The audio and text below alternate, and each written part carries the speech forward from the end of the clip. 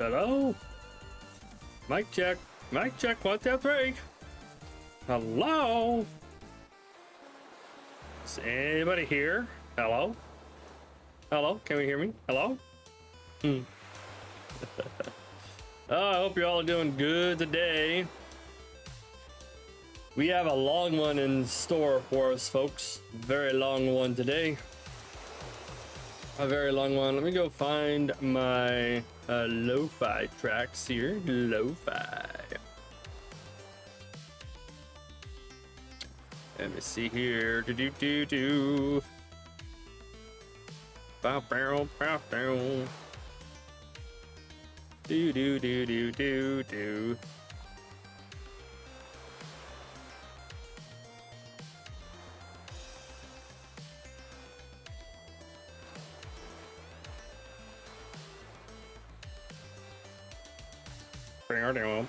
Bow.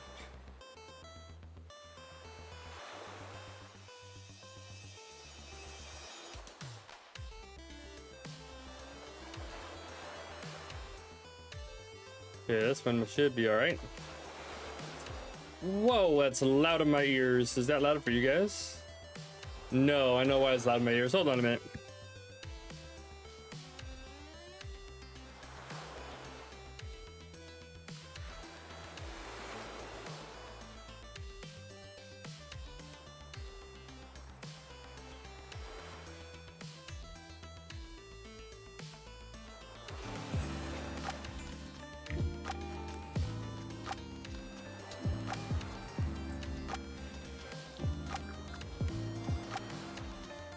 All right, I think we're back. Let me get my mouse back here. Okay. This 2-desk setup is a little difficult. A little difficult to manage. All right, let me pull up my own channel so I can see chat. Do.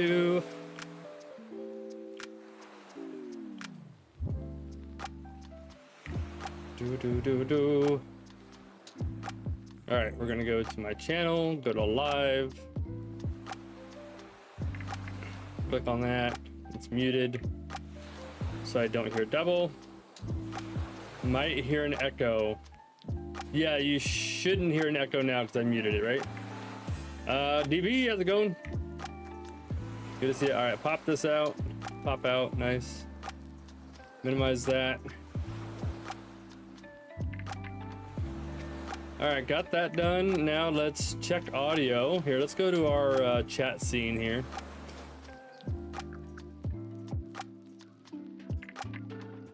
Hi. Why is my chat not working? Oh, because it's not on the scene. Interesting. All right, let's go over here. Say hi to my other camera. Oh, never mind. I don't know why my camera's not there, but anyway. We're gonna copy that. I'm gonna go back over here. Apparently I haven't done this properly yet. It's all right. Okay, so we got that there. Okay, so today we are going to do the same 25-minute on, 5-minute off thing, but the way that we're gonna do it is it's going to be in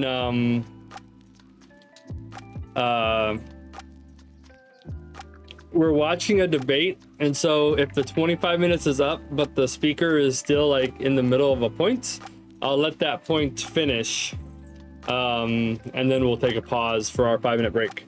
So we'll go 25-ish minutes. So and what we're doing today is critiquing. So if you guys want to play along, feel free. I need to do this for a class, and so my goal is to I guess decide what points I liked or how they presented it, you know, if they presented it well, and just critique their debate, not necessarily whether or not I agree with what they say, but that could also be a part of it as well. But yeah, if they mention any scripture, then I'm gonna go look up scripture. I'll write that down as a note, and things like that. So, Yosef, how's it going? Good to see you. Good to see you. Yeah, so that's what we're doing today. We're gonna be watching this video. So let's head over to study time. Let's head over here. And we're gonna check the audio on this thing right here. See if we can hear it. You guys can hear it, I cannot. So let me go over here. And then debates. There we go. Now I can hear it. Okay. So now we're gonna rewind. Pause. Now that I know that you guys can hear it and I can hear it. So we all can hear it. Does it need to be louder though? So let's check volumes. It should be plenty loud, but let me know.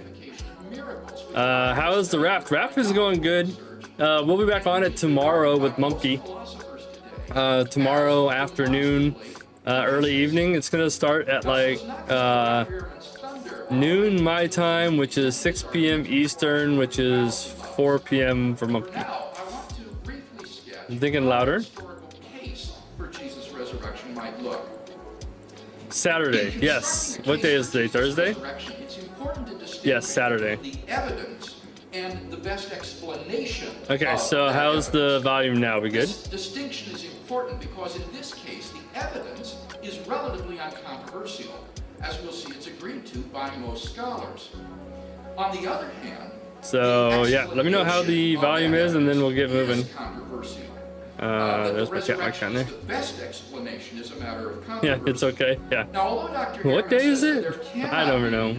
It's crazy. For the resurrection, what we'll see is that he really means that there cannot be, or that the resurrection cannot be, the best explanation of that evidence. Not that there is no evidence. Okay. That leads me then to my first major contention. The volume level seems to be good for me, and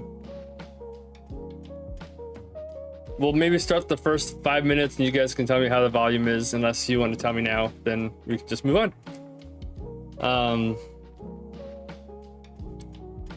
Yes, Saturday raft with Monkey.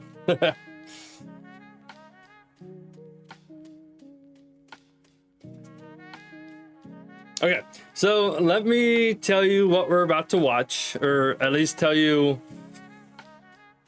what I'm going to watch, and you guys can follow along if you want. Again, feel free to write your own critiques, your own thoughts about what's being said.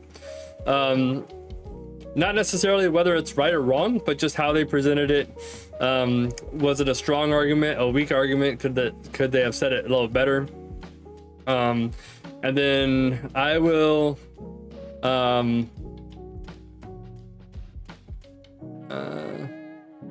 in a good spot here. I'll try and keep the stream volume down. Yeah, I got you.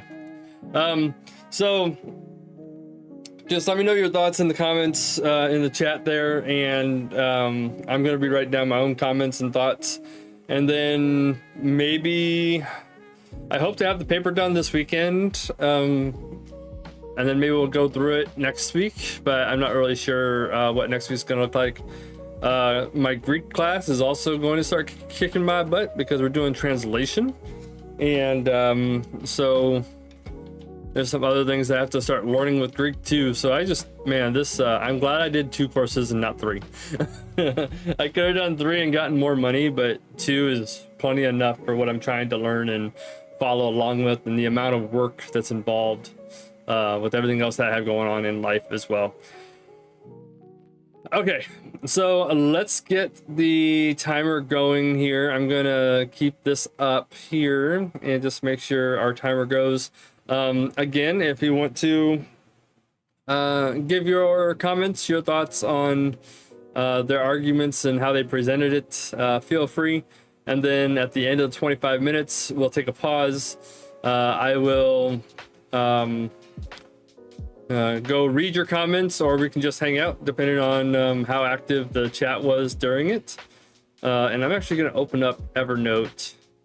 That's where I'm going to take my notes as well. So that's going to be up on my screen. I have a lot of stuff that's going to go on this little tiny monitor. Kind of feel like I need another monitor. And then I'll have a 1, 2, 3, 4, 5 monitor setup, I guess. Although I actually don't think I have any more connections for another monitor. So I guess that's a problem. Anyway.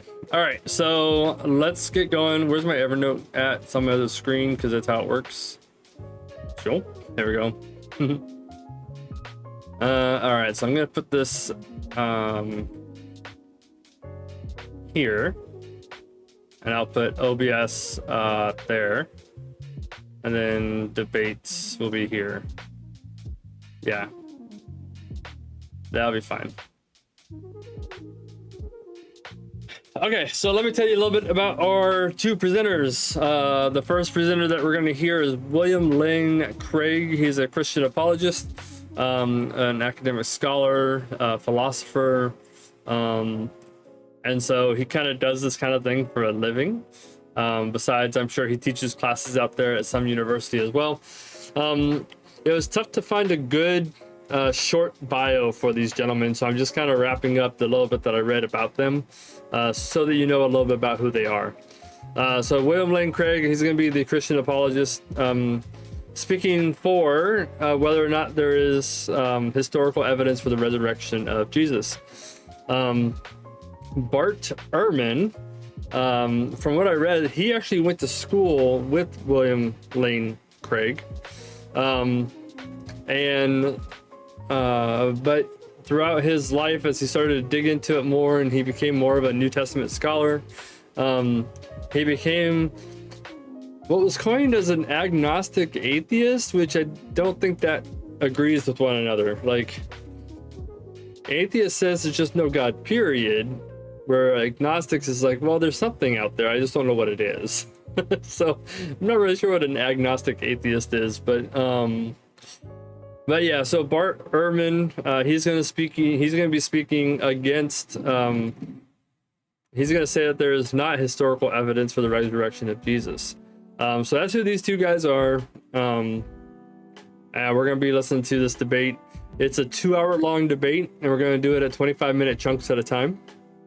So put on your, get a good chair, get some water, and get ready for a fun time here. Let me pull up my chat just to make sure I didn't miss anything, and I did not. All right, so let's hop into our study camera. Boom, there it is. Oh, I'm on the wrong side now.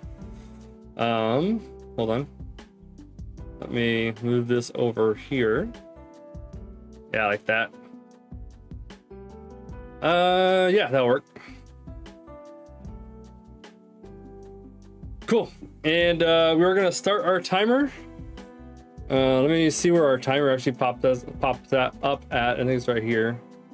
Yeah, so I want to move it like in this corner, I think. Right there. Cool. All right. Let's turn that off. I'm going to hit play, and then we're going to get started. Good evening. I want to say how grateful I am for the invitation to participate in tonight's debate. I've really been looking forward to discussing the issues with Dr. Ehrman this evening. In preparing for this debate, I had quite a surprise. I was amazed to discover how much our life stories are alike. As slightly marginalized teenage boys with some passing acquaintance with Christianity, both of our lives were turned upside down when at the age of 15 or 16, we each experienced a spiritual rebirth through personal faith in Christ. Eager to serve him, we both attended the same college in Illinois, Wheaton College, where we both even studied Greek under the same professor. After graduation, we both went on to pursue doctoral studies. Thereafter, our paths radically diverged. I received a fellowship from the German government to study the resurrection of Jesus under the direction of Wolfhard Pannenberg, and Ferdinand Hahn at the University of Munich and at Cambridge University.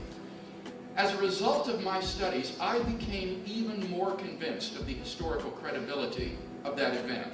Of course, ever since my conversion, I had believed in the resurrection of Jesus on the basis of my personal experience.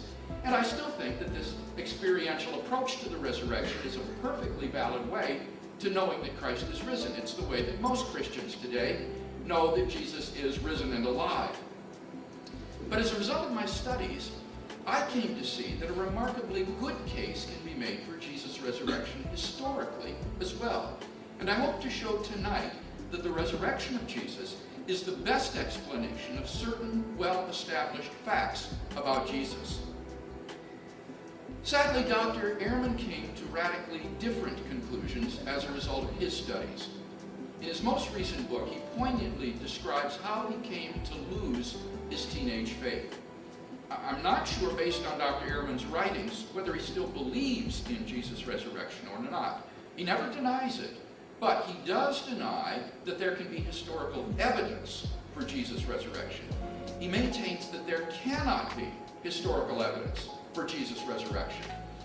Now, this is a very bold claim, and so naturally I was interested to see what argument he would offer for its justification. I was stunned to discover that the philosophical argument he gives for this claim is an old argument against the identification of miracles, which I had studied during my doctoral research, and which is regarded by most philosophers today as demonstrably fallacious. Now, so as not to steal Dr. Ehrman's thunder, I'll wait until he's presented his arguments before I show where the fallacy lies. For now, I want to briefly sketch how a historical case for Jesus' resurrection might look.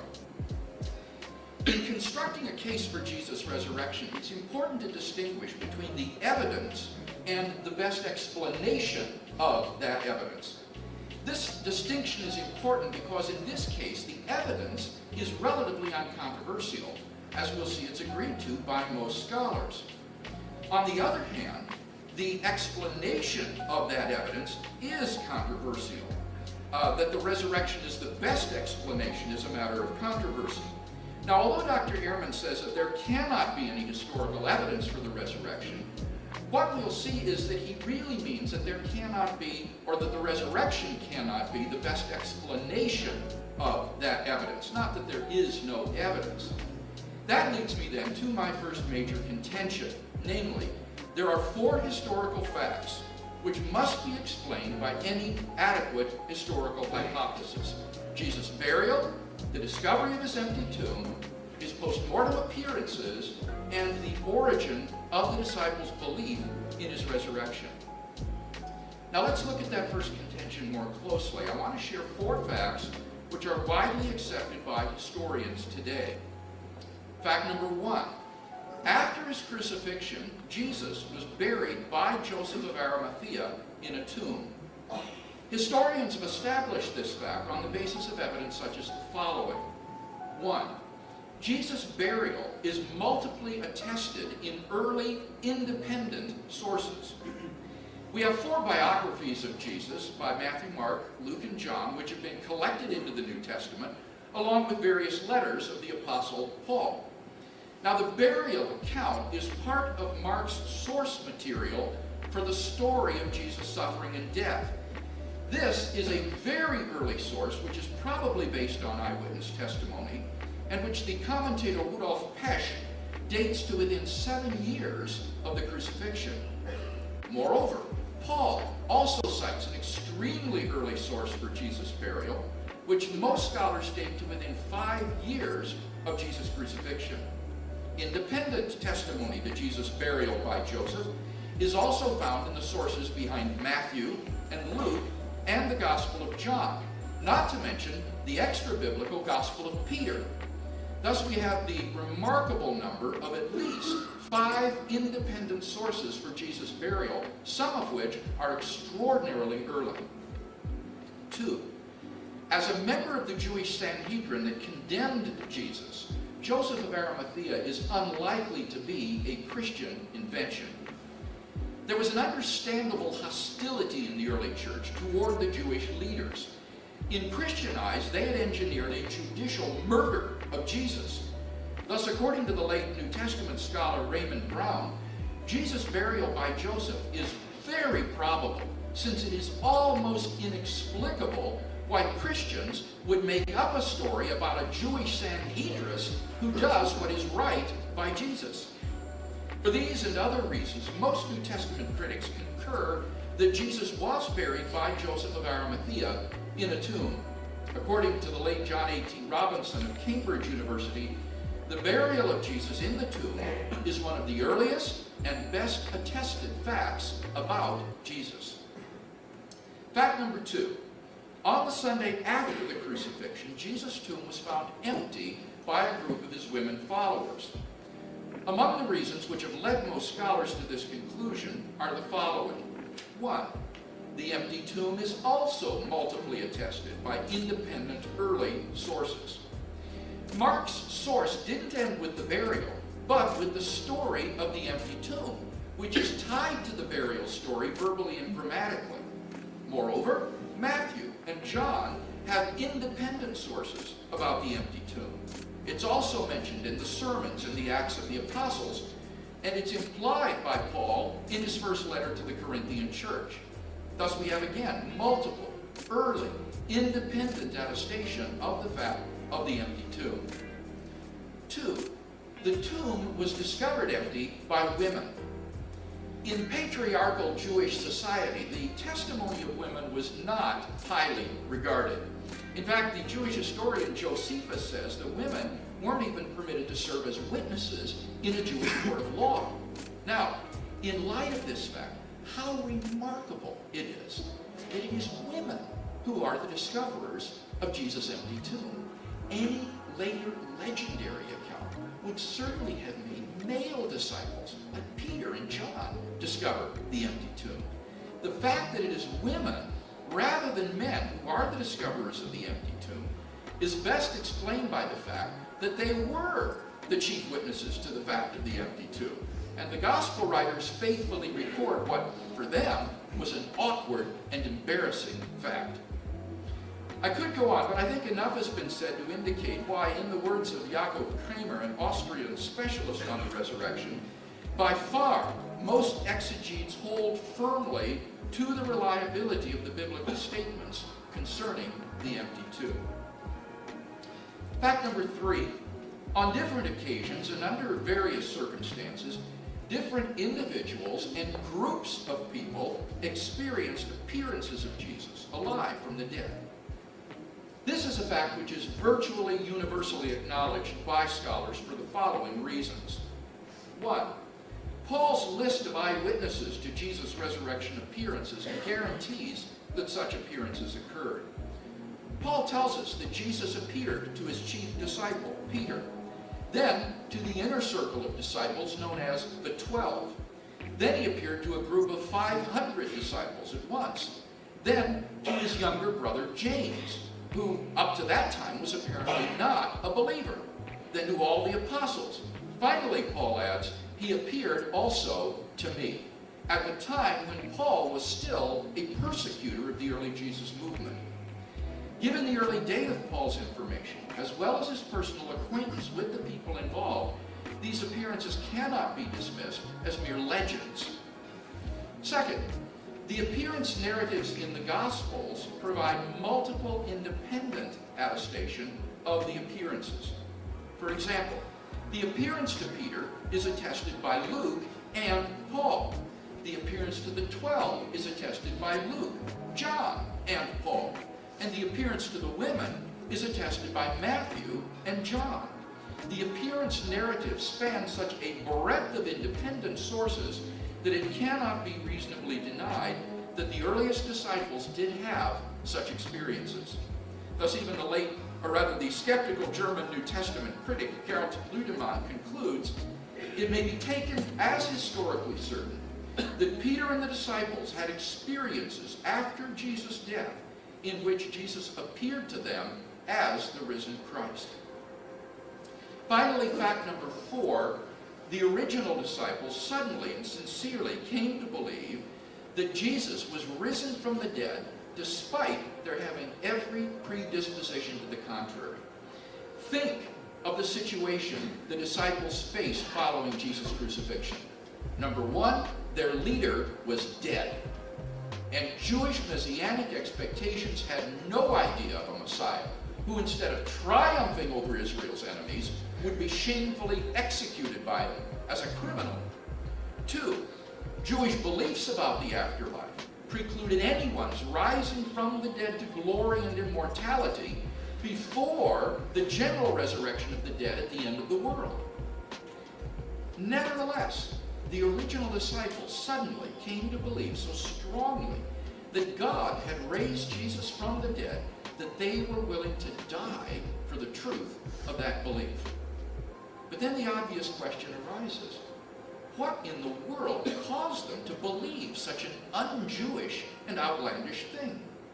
Luke Johnson, a New Testament scholar at Emory University, muses, some sort of powerful, transformative experience is required to generate the sort of movement earliest Christianity was. And N.T. Wright, an eminent British scholar, concludes, that is why, as an historian, I cannot explain the rise of early Christianity unless Jesus rose again, leaving an empty tomb behind him. In summary, there are four facts agreed upon by the majority of scholars: Jesus' burial, the discovery of his empty tomb, his post-mortem appearances, and the origin of the disciples' belief in his resurrection. Now, in his early published work, Dr. Ehrman expressed skepticism about these facts.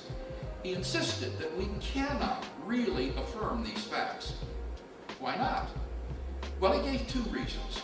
First, he said, historians cannot say that a miracle probably occurred.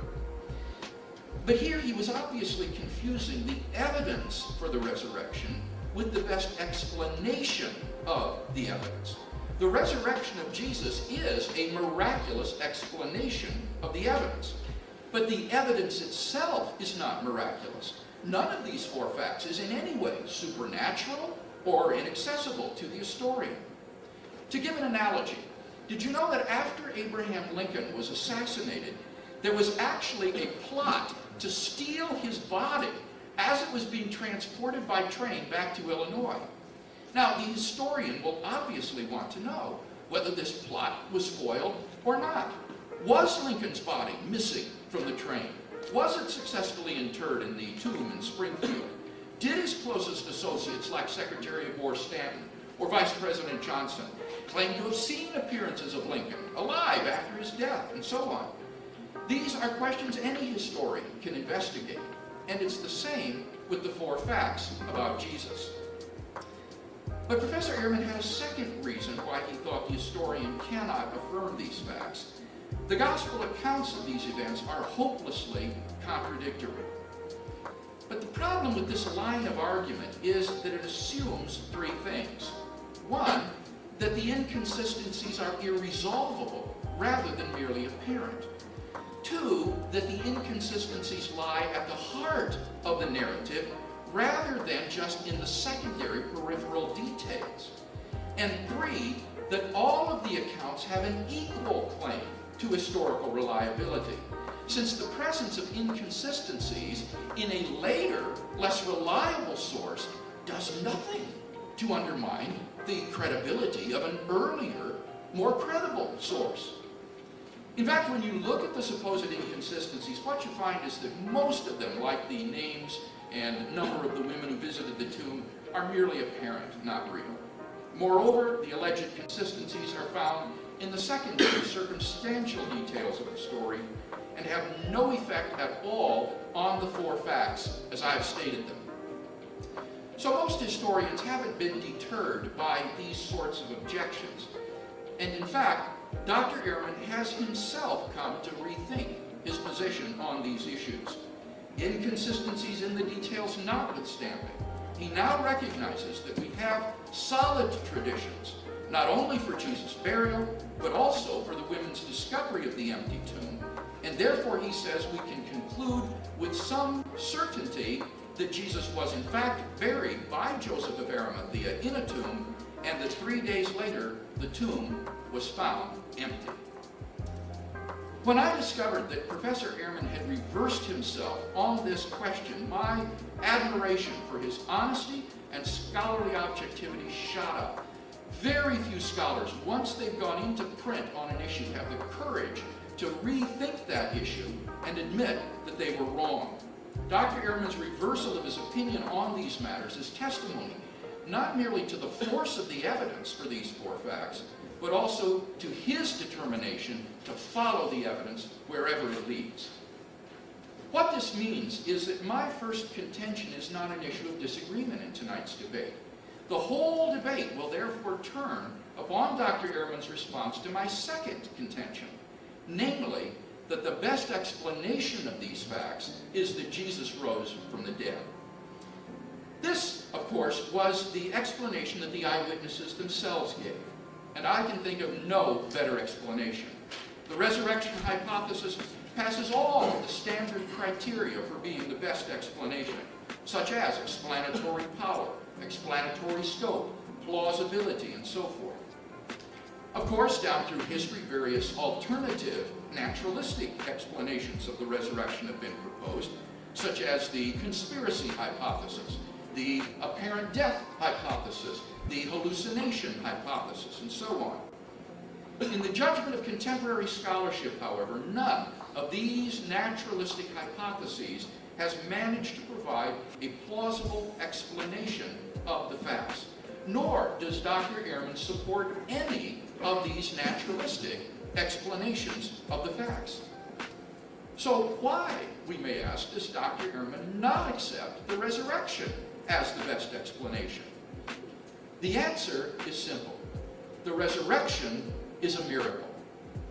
And Dr. Ehrman denies the possibility of establishing a miracle. He writes, because historians can only establish what probably happened, and a miracle of this nature is highly improbable, the historian cannot say it probably occurred. This argument against the identification of miracles is an old one, already refuted in the 18th century by such eminent scholars as William Paley and George Campbell, and is rejected as fallacious by most contemporary philosophers as well. Now, I've promised to say more about this later, but for now, let me simply say that in the absence of some naturalistic explanation of the facts, Dr. Ehrman's hesitancy about embracing the resurrection of Jesus as the best explanation is really quite unnecessary. Dr. Ehrman would be quite within his rational rights to embrace a miraculous explanation like the resurrection. And so would we.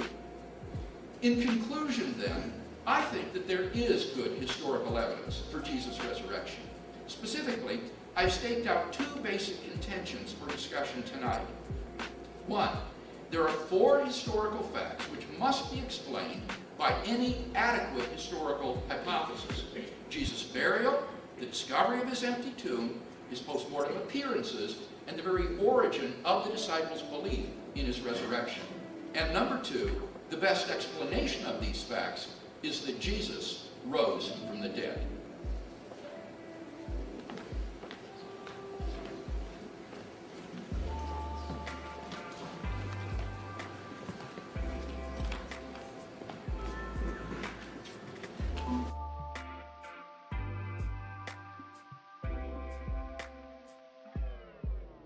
All right, I think that's a good stopping point just before 25 minutes, but that's okay. We'll just keep the timer there going. Actually, I'll turn it off. We don't need it. Okay, so any thoughts? Let me go pull up my chat window here.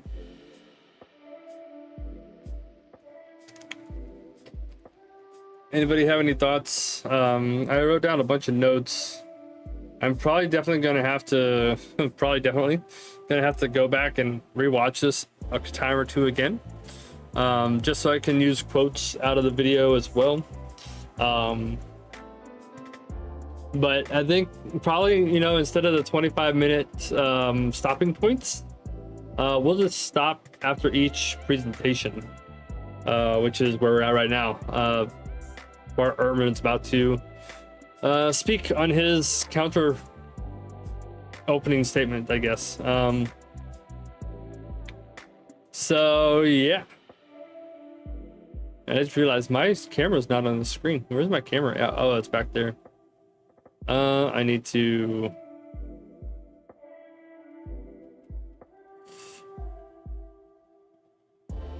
Oh, I see, because that's on top. Okay, gotcha. That makes sense. Can I move this down here? There we go. Yeah, that'll be fine. Make it a little bit smaller there. Yeah, okay, so I'm gonna take a quick break. I'm going to go get myself something to drink.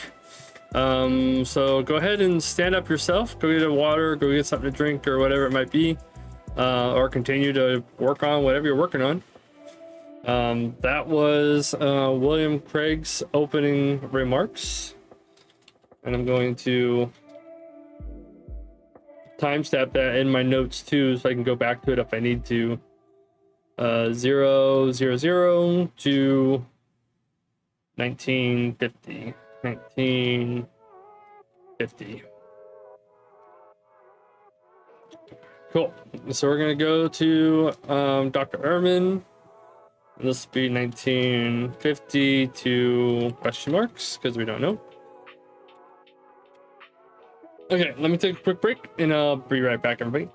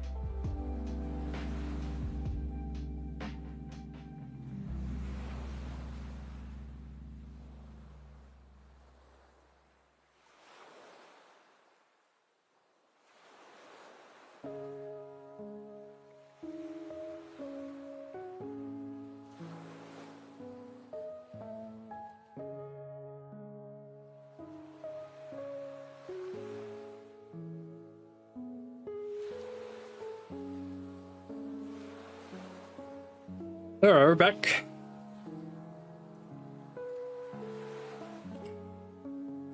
Let's go ahead and get back to our study time scene here.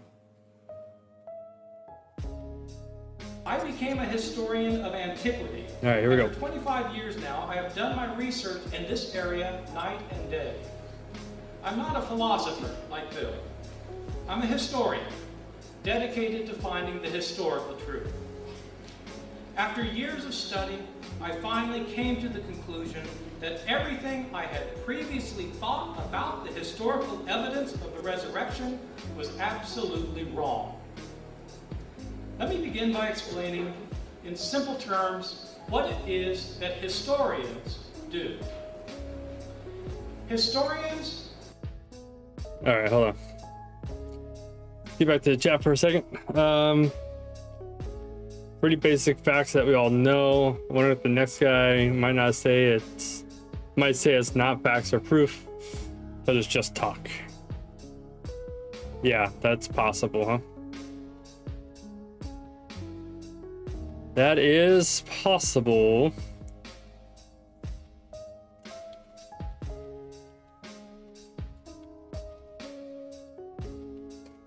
I kind of put the same thing in my notes. I said,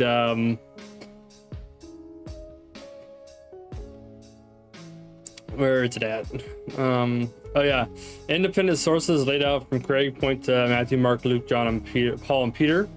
And kind of my thought on this comment was that basically they are in the Bible, so therefore it's a circular statement, a circular proof, a circular,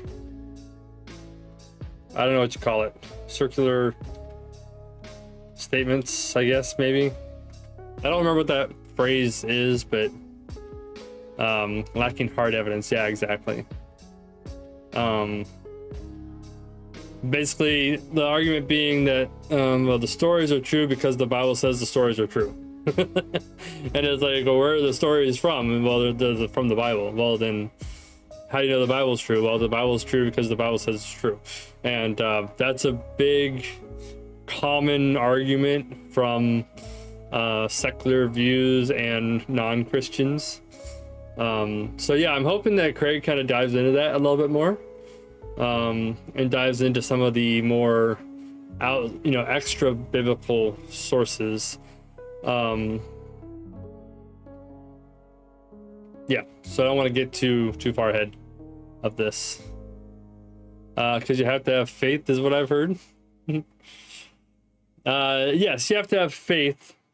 One thing that I've been learning about, a new concept I've heard about, but it makes a lot of sense, is that you have to have reasonable faith, because God is a reasonable God, and therefore he's made us in his image, and therefore we are reasonable people, and so he's given us the ability to have a reasonable faith in him.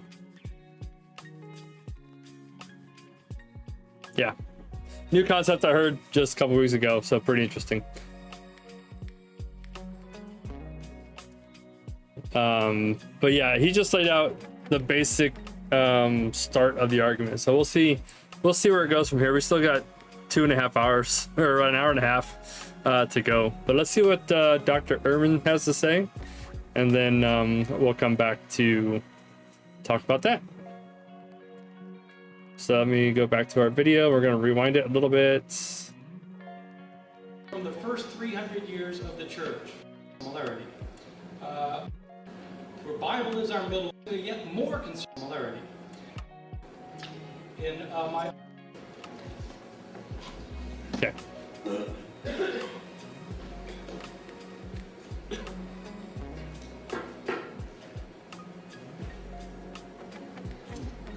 I'd like to thank Bill for that highly impressive opening statement.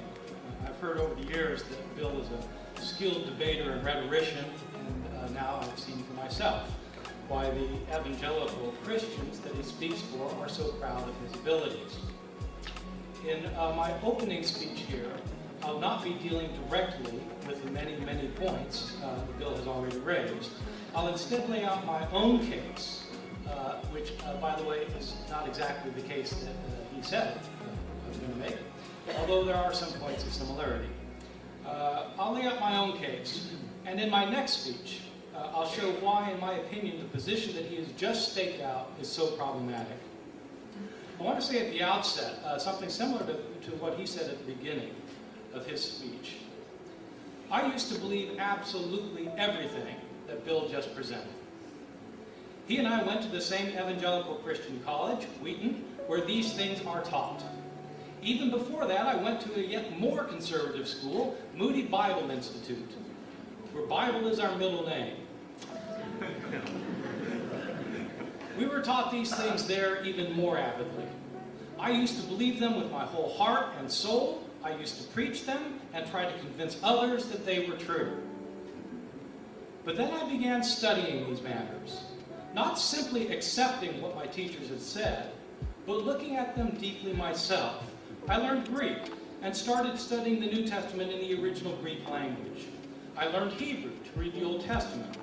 I learned Latin, Syriac, and Coptic to be able to study the New Testament manuscripts and the non-canonical traditions of Jesus in their original languages. I immersed myself in the world of first century, reading non-Christian Jewish and pagan texts from the Roman Empire and before. And I tried to master everything written by a Christian from the first 300 years of the church.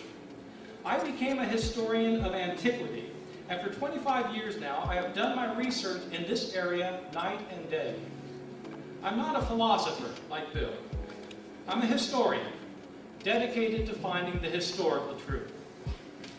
After years of study, I finally came to the conclusion that everything I had previously thought about the historical evidence of the resurrection was absolutely wrong.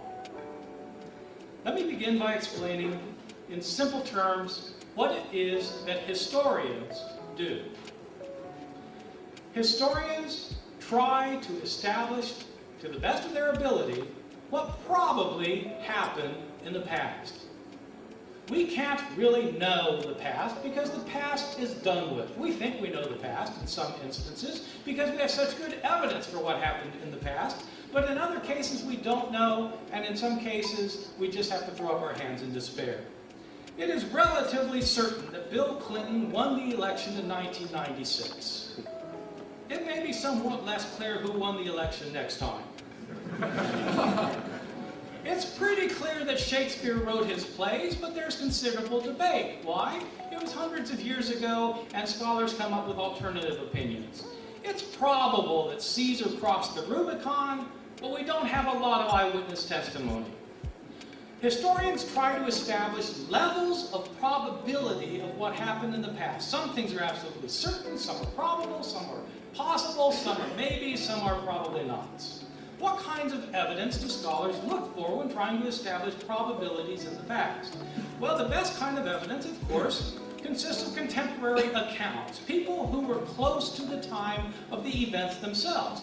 Ultimately, if you don't have a source that goes back to the time period itself, then you don't have a reliable source. There's only two sources of information for past events. Either stories that actually happened, based on, ultimately, eyewitness accounts, or stories that have been made up.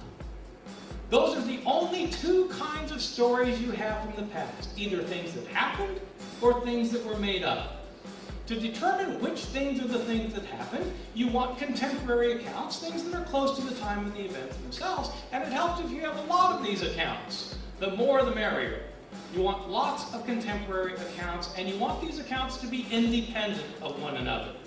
You don't want different accounts to have collaborated with one another. You want accounts that are independently attesting the results. Moreover, even though you want accounts that are independent of one another, that have not collaborated, you want accounts that corroborate one another. Accounts that are consistent in what they have to say about the subject. Moreover, finally, you want sources that are not biased toward the subject matter. You want accounts that are disinterested. You want lots of them. You want them independent of one another, yet you want them to be consistent with one another. What do we have with the Gospels of the New Testament? Well, unfortunately, we're not as well off as we would like to be. We'd like to be extremely well off because the Gospels tell us about Jesus and they are our best sources for Jesus. But how good are they as historical sources? I'm not questioning whether they're valuable as theological sources or sources for religious information, but how good are they as historical sources? Unfortunately, they're not as good as we would like. The Gospels were written 35 to 65 years after Jesus' death. 35 or 65 years after his death, not by people who were eyewitnesses, but by people living later. The Gospels are written by highly literate, trained, Greek-speaking Christians of the second and third generation. They're not written by Jesus' Aramaic-speaking followers. They're written by people living 30, 40, 50, 60 years later. Where did these people get their information from? I should point out, in our Gospels, the Gospels say they're written by Matthew, Mark, Luke, and John, but that's just in your English Bible. That's the title of these Gospels. But whoever wrote the Gospel of Matthew didn't call it the Gospel of Matthew. Whoever wrote the Gospel of Matthew simply wrote his Gospel, and somebody later said it's the Gospel according to Matthew. Somebody later is telling you who wrote it. The titles are later additions. These are not eyewitness accounts, so where did they get their stories from? After the days of Jesus, people started telling stories about him in order to convert others to the faith. They were trying to convert both Jews and Gentiles. How do you convert somebody to stop worshiping their gods to start worshiping Jesus? You have to tell stories about Jesus. So you convert somebody on the basis of the stories you tell. That person converts somebody who converts somebody who converts somebody, and all along the line, people are telling stories. The way it works is this. I'm a businessman in Ephesus, and somebody comes to town and tells me stories about Jesus, and on the basis of these stories I hear, I convert. I tell my wife these stories. She converts. She tells the next door neighbor the stories. She converts. She tells her husband the stories. He converts. He goes on a business trip to Rome, and he tells people there the stories. They convert. Those people who've heard the stories of Rome, where did they hear them from? They heard them from the guy who lived next door to me. Well, was he there to see these things happen? No. Where did he hear them from? He heard them from his wife. Where did his wife hear them from? Was she there? No. She heard them from my wife. Where did my wife hear them from? She heard them from me. Well, where did I hear them from? I wasn't there either. Stories are in circulation year after year after year, and as a result of that, the stories get changed. How do we know that the stories got changed in the process of transmission? We know the stories got changed because there are numerous differences in our accounts that cannot be reconciled with one another. You don't need to take my word for this, simply look yourself. I tell my students that, that the reason we don't notice there's so many differences in the Gospels is because we read the Gospels horizontally. We read them vertically, from top to bottom. You start at the top of Mark, you read through to the bottom. You start at the top of Matthew, read it to the bottom, sounds a lot like Mark. Then you read Luke, top to bottom, sounds a lot like Matthew and Mark. Read John, a little bit different, sounds about the same. The reason is because we're reading them vertically. The way to see differences in the Gospels is to read them horizontally. Read one story in Matthew, then the same story in Mark, and compare your two stories and see what you come up with. You come up with major differences. Just take the death of Jesus. What day did Jesus die on? And what time of day? Did he die on the day before the Passover meal was eaten, as John explicitly says? Or did he die after it was eaten, as Mark explicitly says? Did he die at noon, as in John, or at 9 a.m., as in Mark? Did Jesus carry his cross the entire way himself, or did Simon of Cyrene carry his cross? It depends which gospel you read. Did both robbers mock Jesus on the cross, or did only one of them mock him and the other come to his defense? It depends which gospel you read. Did the curtain in the temple rip in half before Jesus died or after he died? It depends which gospel you read. Or take the accounts of the resurrection. Who went to the tomb on the third day? Was it Mary alone, or was it Mary with other women?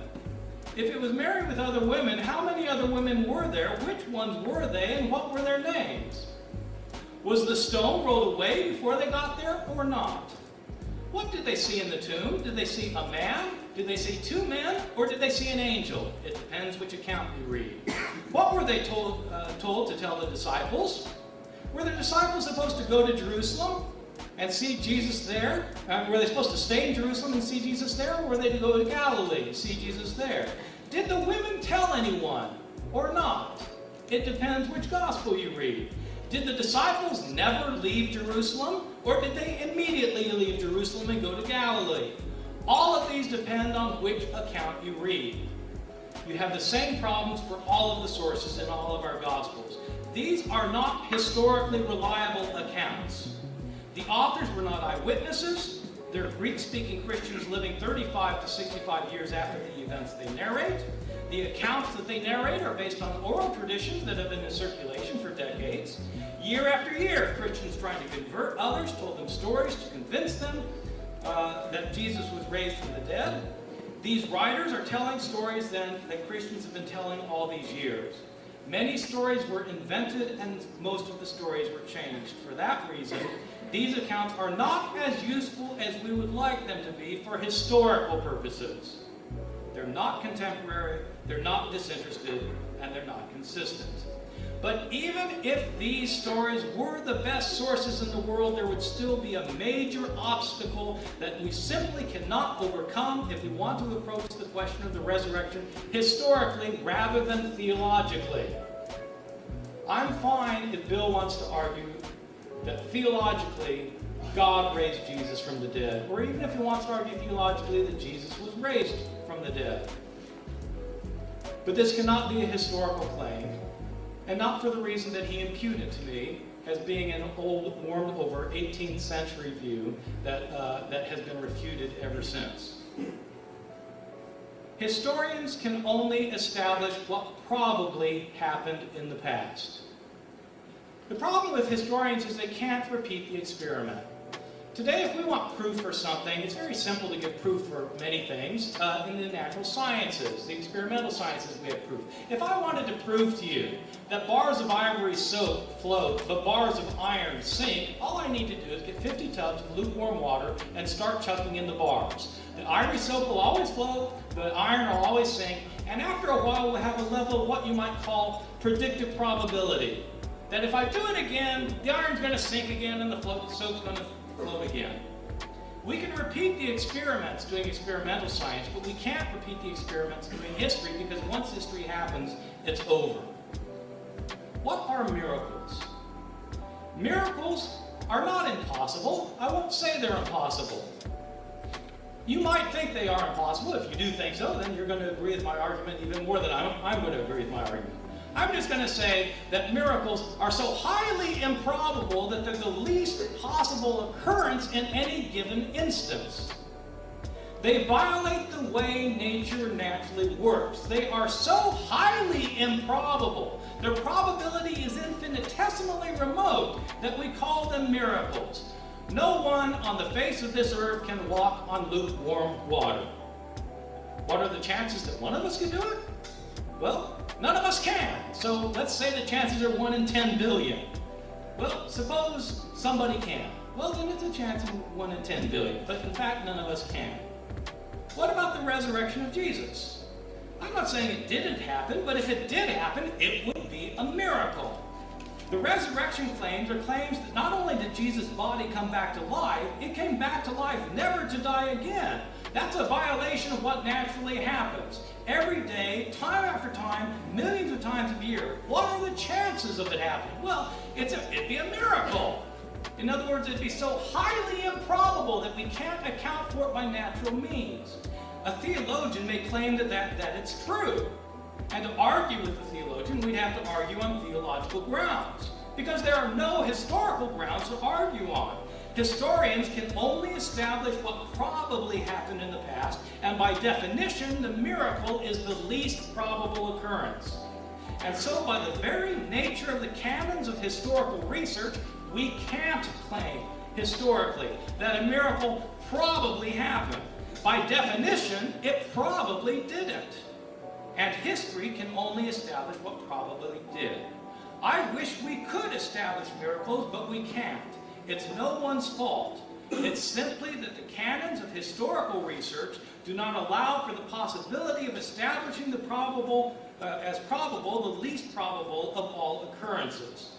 For that reason, Bill's 4 pieces of evidence are completely irrelevant.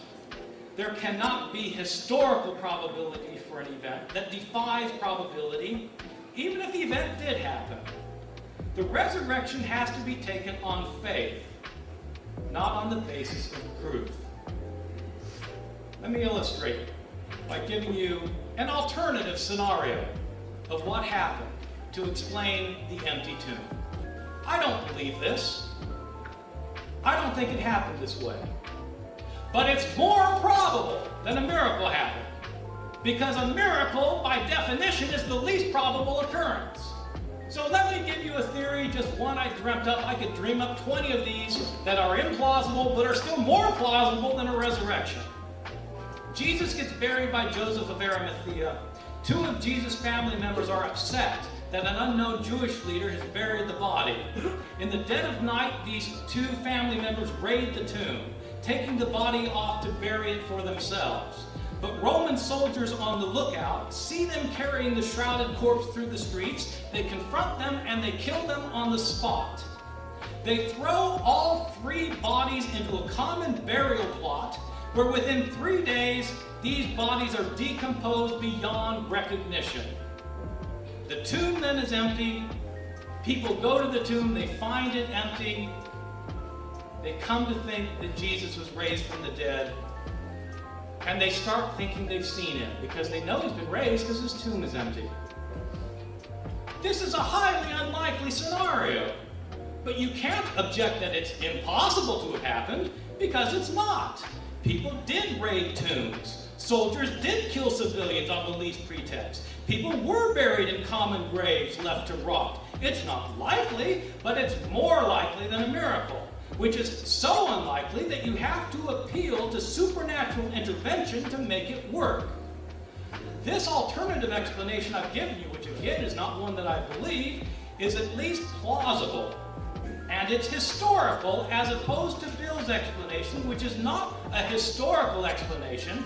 Bill's explanation is a theological explanation. The evidence that Bill himself doesn't see his explanation as historical is that he claims that his conclusion is that Jesus was raised from the dead. Well, that's a passive. Was raised. Who raised him? Well, presumably God. This is a theological claim about something that happened to Jesus. It's about something that God did to Jesus.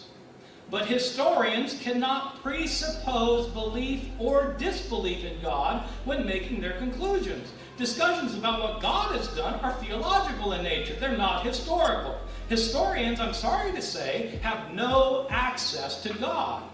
The canons of historical research are by their very nature restricted to what happens here, on this earthly plane. They do not and cannot presuppose any set beliefs about the natural realm. I'm not saying this is good or bad. It's simply the way historical research works. Let me give you an analogy. It's not bad that there can be no mathematical proof for the existence of an anti-Semitic polemic in the Merchant of Venice. Mathematics is simply irrelevant to purely literary questions. So too, historical research cannot lead to theological claims about what God has done. To sum up, the sources we have are not as good as we would like. They're written many decades after the fact by people who were not there to see these things happen, who have inherited stories that have been changed in the process of transmission.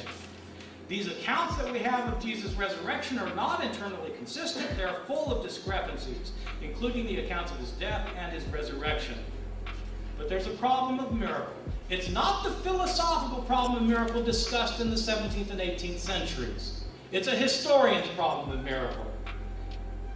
Historians cannot establish miracle as the most probable occurrence because miracles, by their very nature, are the least probable occurrence. Thank you.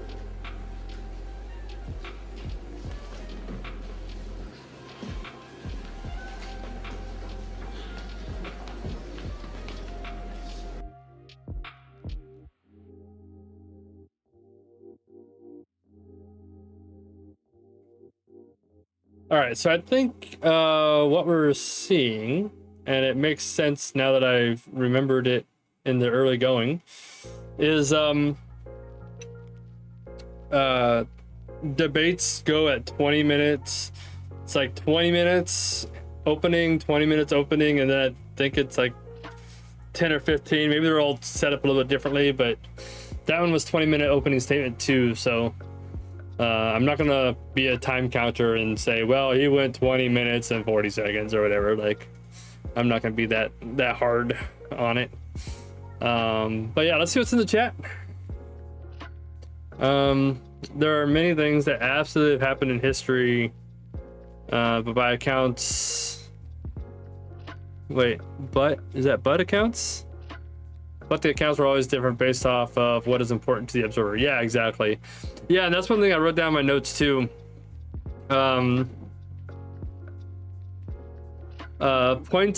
He points out that there are differences or contradictions, but doesn't speak on the contextual viewpoints of the source.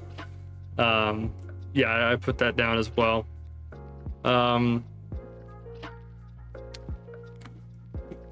I also think another thing that he tried to point out, which I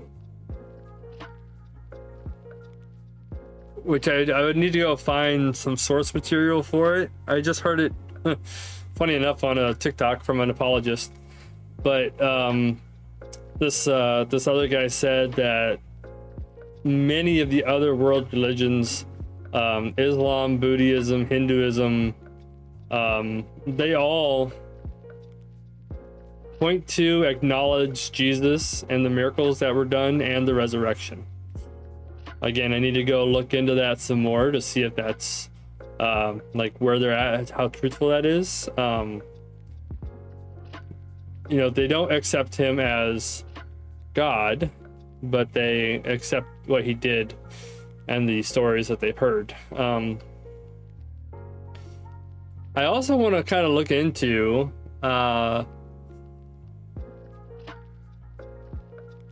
another point that I had heard in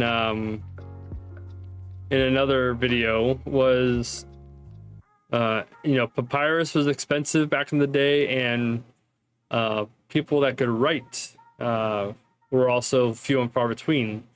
So oral tradition was important. So at this point, it comes down to if the ones that seen him after the resurrection are true accounts. Right. Yeah, one thing I put down when it came to the resurrection part of the comments that he made. Where did I put that?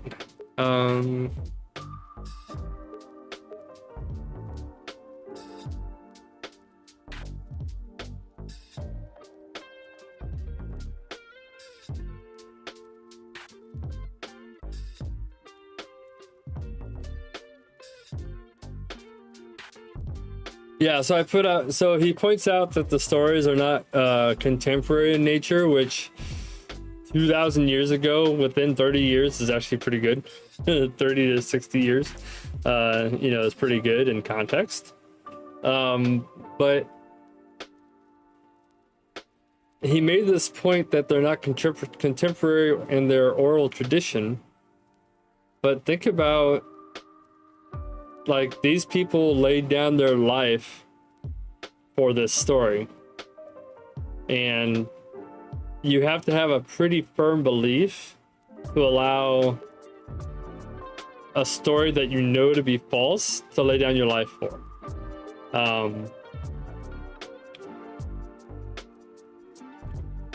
Yeah, and I mean, you know, you talk about today with like cults and stuff like that, and sure, cults do happen. People fall into these cult organizations or whatever, but none of them that I know of had a following in the beginning like Christianity did.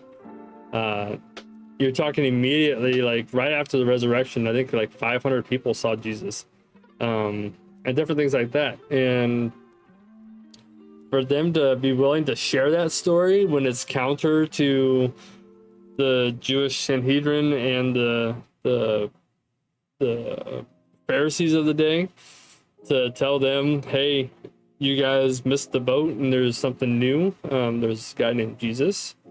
I think that's where it comes down to, like, these people risked their lives for something that would be counter to their belief. They're already, foundational belief in Judaism, and counter to any other religion that was out there of the day, the polytheism of the Greek gods and stuff like that. So yeah.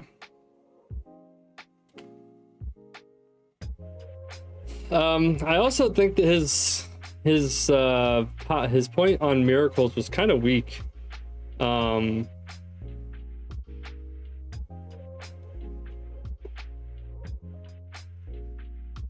Because while the miracles would be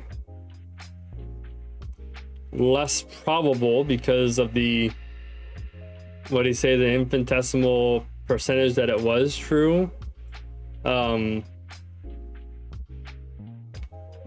say, well, it's least probable, but we have an account of it, or, well, here's a hypothetical of how it could have happened instead. I don't know. I feel like that's kind of a weak, sure, there's historical, cultural context that, Roman guards would, kill people for moving bodies or whatever. He protected himself from a historian standpoint. Yeah, and I don't know. I feel like the evidence base, and so a book that I had read a while ago, because I'm kind of jumping all over the place. He went back and talked about how for historical accounts, you want eyewitness accounts, contemporary accounts that are independent and non-collaborative, and you want accounts that are disinterested in the matter. Well, the people disinterested in the matter, Buddhism, Islam, these other world religions, right? That all acknowledge who Jesus is, or at least from the video that I watched. This guy named J. Warner Wallace, I believe, wrote a book called Cold Case Christianity, where he was a cold case detective, and he goes through the Gospels and gives like real life stories about when he would do investigations on cold cases. And the Gospels, after using his cold case investigation training, is actually what brought him to believe that Jesus was who he said he was. So, I think that the four Gospels aren't necessarily collaborative because they followed him, with the exception of Luke. Now, Luke has an interesting story, because from what I understand about Luke, Luke was basically paid to go do an investigation of Jesus. So Luke's gospel is an investigative piece, like, think of it like an investigative journalist. And so he's going around talking to all these people to try to get their story. And so, and this is at the very beginning of the book of the Gospel of Luke, where he says,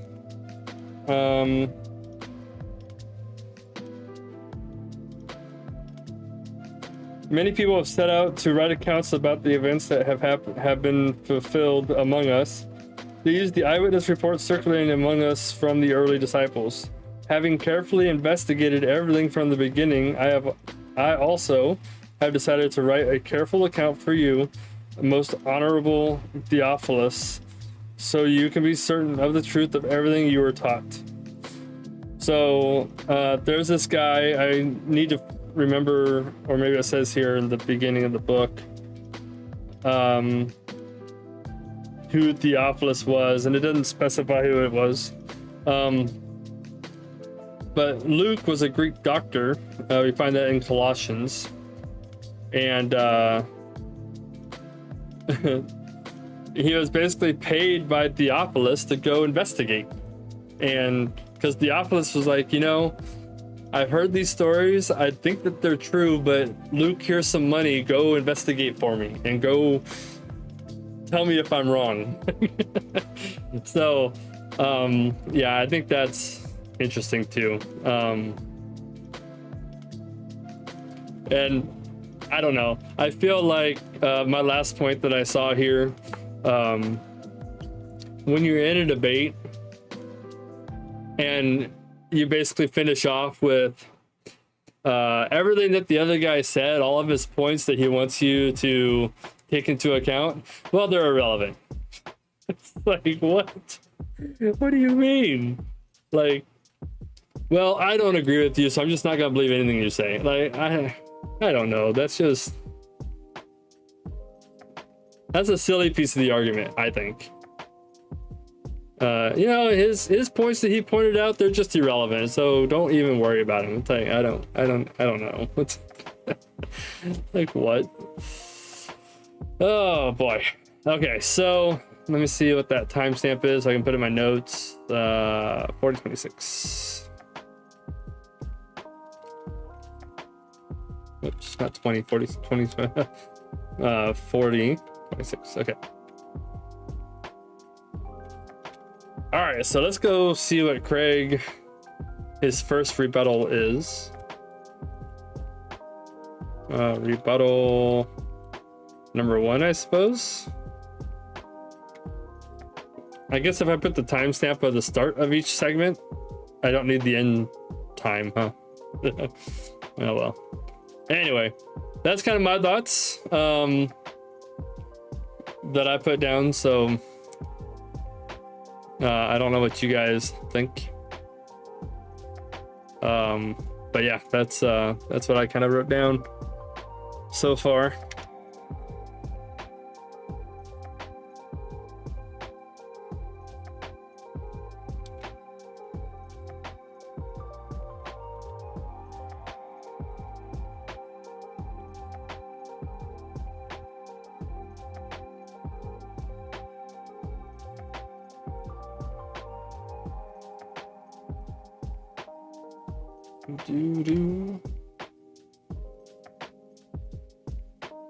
And also, I'm not gonna lie, this is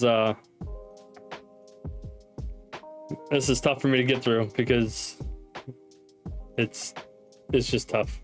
All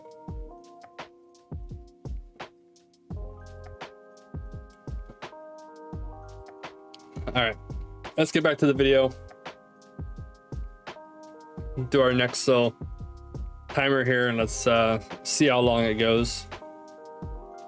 Baby was taking place of keyboard in my lap. Nice. Nice. All right, let's watch this next part here.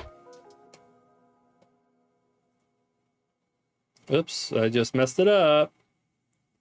But hey, we're almost halfway there, so that's cool. Okay, I think it's right here. All right, move that back up here again, so it looks like I'm looking at it. And then play.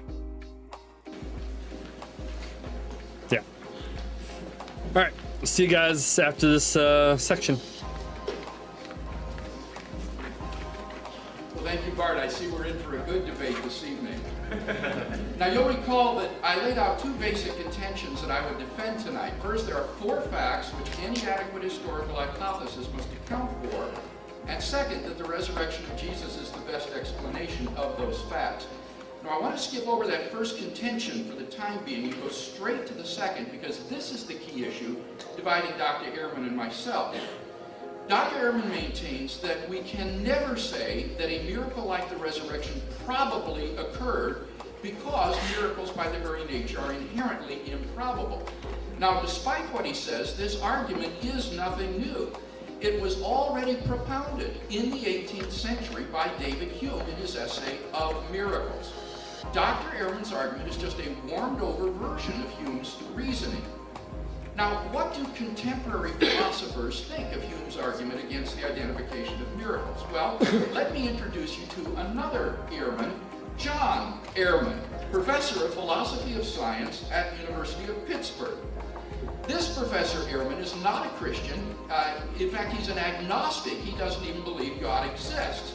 Nevertheless, you see what he thinks of Hume's argument. It's not merely a failure, it is an abject failure. That is to say, it is demonstrably, irremediably, hopelessly fallacious. Let me explain why. When we talk about the probability of some event or hypothesis A, that probability is always relative to a body of background information, B. So we speak of the probability of A on B, or of A with respect to B. So, in order to figure out the probability of the resurrection, let B stand for our background knowledge of the world apart from any evidence for the resurrection. Let E stand for the specific evidence for Jesus' resurrection, the empty tomb, post-mortem appearances, and so on. Finally, let R stand for Jesus' resurrection. Now, what we want to figure out is the probability of Jesus' resurrection given our background knowledge of the world and the specific evidence in this case. Now, probability theorists have developed a very complicated formula for calculating probabilities like this. And I'm going to walk you through it one step at a time so that you'll be able to get it. The first factor that we need to consider is the probability of the resurrection on the background knowledge alone. This is called the intrinsic probability of the resurrection. It tells how probable the resurrection is given our general knowledge of the world. Next, we multiply that by the probability of the evidence given our background knowledge and the resurrection. This is called the explanatory power of the resurrection hypothesis. It tells how probable the resurrection makes the evidence of the empty tomb and so forth. And these two factors form the numerator of this ratio. Now, below the line, just reproduce the numerator. Just move everything above the line down below the line. Finally, we add to that the product of two more factors. The intrinsic probability that Jesus did not rise from the dead, plus, or rather times, the explanatory power of the hypothesis of no resurrection. And basically, this is the intrinsic probability and explanatory power of all the naturalistic explanations of Jesus' resurrection. So, the probability of Jesus' resurrection relative to our background information and the specific evidence is equal to this complicated ratio. And now we're ready to see exactly where Dr. Ehrman's error lies. So, in the grand tradition of Hume's abject failure, I give you Ehrman's egregious error. He says, because historians can only establish what probably happened, and a miracle of this nature is highly improbable, the historian cannot say it probably occurred. In other words, in calculating the probability of Jesus' resurrection, the only factor he considers is the intrinsic probability of the resurrection alone. He just ignores all the other factors, and that's just mathematically fallacious. The probability of the resurrection could still be very high, even though the probability of R on B alone is terribly low. Specifically, Dr. Ehrman just ignores the crucial factors of the probability of the naturalistic alternatives to the resurrection. If these are sufficiently low, they outbalance any intrinsic improbability of the resurrection hypothesis. And we can see this by looking at the general form of the probability calculus. It has the form of x over x plus y because the numerator is reproduced in the denominator. Now notice that as y tends towards 0, the value of this ratio tends toward 1, which in probability theory means absolute certainty. So what is really crucial here is the probability of y, which represents the intrinsic probability and explanatory power of those naturalistic alternatives to Jesus' resurrection. So Dr. Ehrman can't just ignore these or present fanciful hypotheses. In order to explain that the resurrection is improbable, he needs not only to tear down all of the evidence for the resurrection, but he needs to erect a positive case of his own in favor of some naturalistic alternatives. But that's not all. Notice that Dr. Ehrman just assumes that the probability of the resurrection on our background knowledge is very low. But here I think he's confused. What, after all, is the resurrection hypothesis? It is the hypothesis that Jesus rose supernaturally from the dead. It is not the hypothesis that Jesus rose naturally from the dead. That Jesus rose naturally from the dead is fantastically improbable. But I see no reason whatsoever to think that it is improbable that God raised Jesus from the dead. In order to show that that hypothesis is improbable, you'd have to show that God's existence is improbable. But Dr. Ehrman says that the historian cannot say anything about God. Therefore, he cannot say that God's existence is improbable. But if he can't say that, neither can he say that the resurrection of Jesus is improbable. So Dr. Ehrman's position is literally self-refuting. But it gets even worse. There's another version of Dr. Ehrman's objection, which is even more obviously fallacious than Ehrman's egregious error, and I call it Bart's blunder. Here it is. Since historians can establish only what probably happened in the past, they cannot show that miracles happen, since this would involve a contradiction, that the most improbable event is the most probable. In truth, there's no contradiction here at all, because we're talking about two different probabilities. The probability of the resurrection on the background knowledge and the evidence versus the probability of the resurrection on the background knowledge alone. And it's not at all surprising that the first may be very high, while the second might be very low. There's no contradiction at all. So in sum, Dr. Ehrman's fundamental objection against the resurrection hypothesis is demonstrably fallacious. Now, Hume had an excuse for his abject failure. The probability calculus hadn't yet been developed in his day. But today, New Testament theologians no longer have any excuse for using such demonstrably fallacious reasoning. Now, Dr. Ehrman has already shown himself to have the scholarly objectivity to reverse himself on the power of the empirical evidence. But in this case, a reversal of his position is mathematically obligatory. And I hope that the same scholarly objectivity that led him to reverse himself with respect to those four facts will now also lead him to rethink his opposition to the resurrection hypothesis. Now, in my few remaining minutes, let me return to that first contention and deal with Dr. Ehrman's responses there. He said that there are a sort of wish list that he would offer for historical sources, and that the Gospels are not as good as we would want. Well, let me simply say that this wish list is so idealistic as to be practically irrelevant to the work of the practicing historian. The only purpose that it serves is the psychological purpose of setting the bar so unrealistically high that the Gospels appear to fall short by comparison. In fact, however, no sources for ancient history measure up to this wish list. And the New Testament documents, I think, do fulfill 4 out of the 6 in his list unproblematically, and the other 2 partially. So the real question is, not are they as good as we would like, but are they good enough to establish those 4 facts? And they certainly are. What about all the inconsistencies? Well, remember I said you'd have to show 3 things to put this argument through. First, that they're irresolvable. Second, that they lie at the heart of the narrative rather than in the details, which in fact they do. And thirdly, you'd have to show that all of the documents are an equal claim to historical credibility, since inconsistencies in a later, less reliable source doesn't undermine an earlier, more credible source. So I don't think that really he's shown that these things, these inconsistencies, invalidate the narratives. In fact, when you look at them, the Gospels all agree that Jesus of Nazareth was crucified in Jerusalem by Roman authority during the Passover feast, having been arrested and convicted on charges of blasphemy by the Jewish Sanhedrin, and then slandered before the Roman governor Pilate on charges of treason. He died within several hours and was buried Friday afternoon by Joseph of Arimathea in a tomb, which was sealed with a stone, certain women followers of Jesus, including Mary Magdalene, who is always named, having observed his interment, visited his tomb early on Sunday morning, only to find it empty.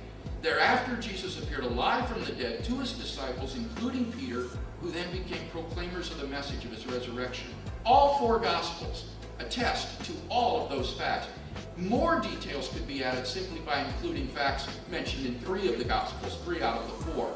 And as I say, the bottom line is that Dr. Ehrman himself admits now, since 2003, that despite the inconsistencies, these 4 facts are historical. In fact, N.T. Wright, at the end of his massive study of the resurrection narratives, states that the empty tomb and appearances have a historical probability which is so high as to be virtually certain, like the death of Augustus in AD 14 or the fall of Jerusalem in AD 70. That is incredible. So I think that the debate really isn't over these facts. The question is the best explanation of the facts. And the objection that Professor Ehrman offers is not the objection of a historian. This is not a historical argument.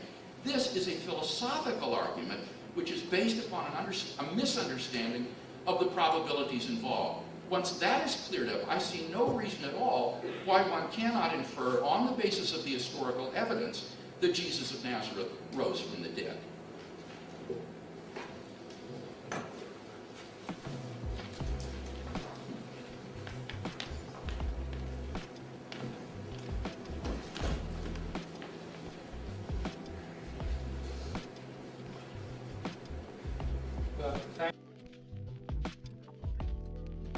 Man, that felt like a speed session. Wow. Yeah. Man, okay. So let's see my notes there. So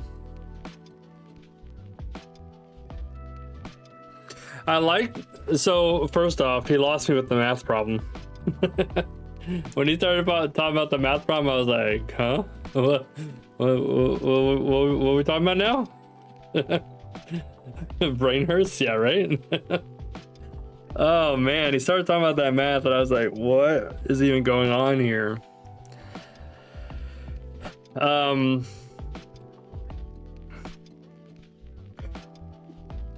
Even though I still don't understand it, like I'd have to keep on watching it to really know what I was watching.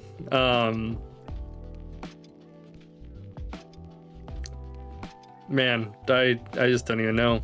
Anyway, I did like, even though I really don't understand the math problem, how he basically said that Ehrman's comments, his opening remarks, were based on only a part of the probability calculation that we have today. So I found that interesting. And then, as I mentioned before, like, he says that, you know, instead you have to present these other stories that don't factor in other crucial factors in that probability equation that I don't understand at all. One thing I did really like that he said, that to say that the resurrection miracle is improbable is also to say that God is improbable. And so from there, he's taking this argument and saying, well, you have no basis for this argument now until you can tell me that God is improbable. So you basically have to now disprove God before you can disprove the resurrection. I thought that was an interesting take on the discussion. And then I also liked what he said about the quote unquote wish list that Ehrman pointed out. Again, he says it's irrelevant, which I think you can speak against the wish list without just straight up calling it irrelevant. Like, give me some reasons why I should consider it irrelevant. And I don't think he did that very well. but that the only thing he did say was that it sets the bar so high that much of the past can be refuted because of this high bar wish list that Ehrman has. Let me type something down here real quick.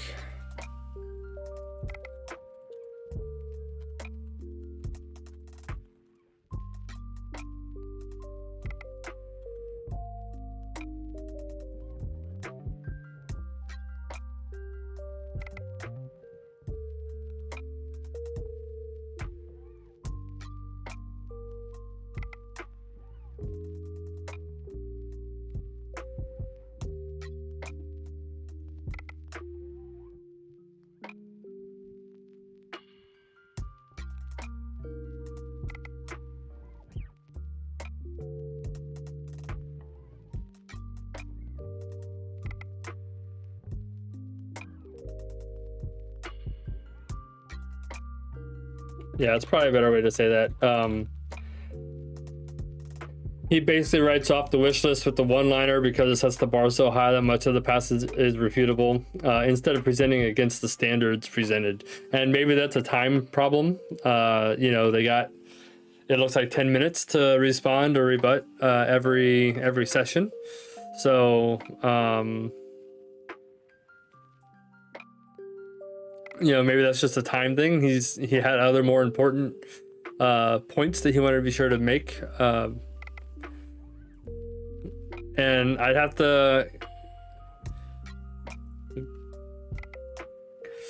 would say I have to go back and change my opinion on the irrelevancy that Ehrman pointed out about Craig's comments. Well, not his comments, but his evidence.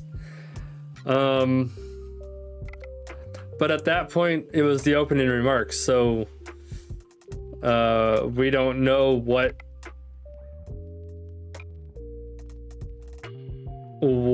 Ehrman thinks Craig is irrelevant about. So I think my statement still stands on that. Not sure though.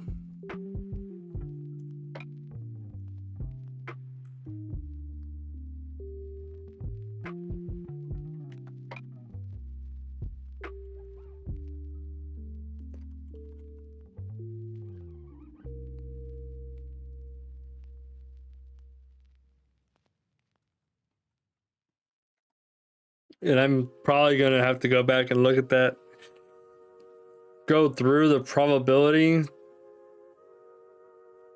calculation again, just try to understand it more. Because, yeah, my brain hurt too. It was bad. I actually wrote down, I was like, going into a math problem, gonna lose me. What the heck am I watching now? I tried to keep up. I tried. All right, let's go watch the next part.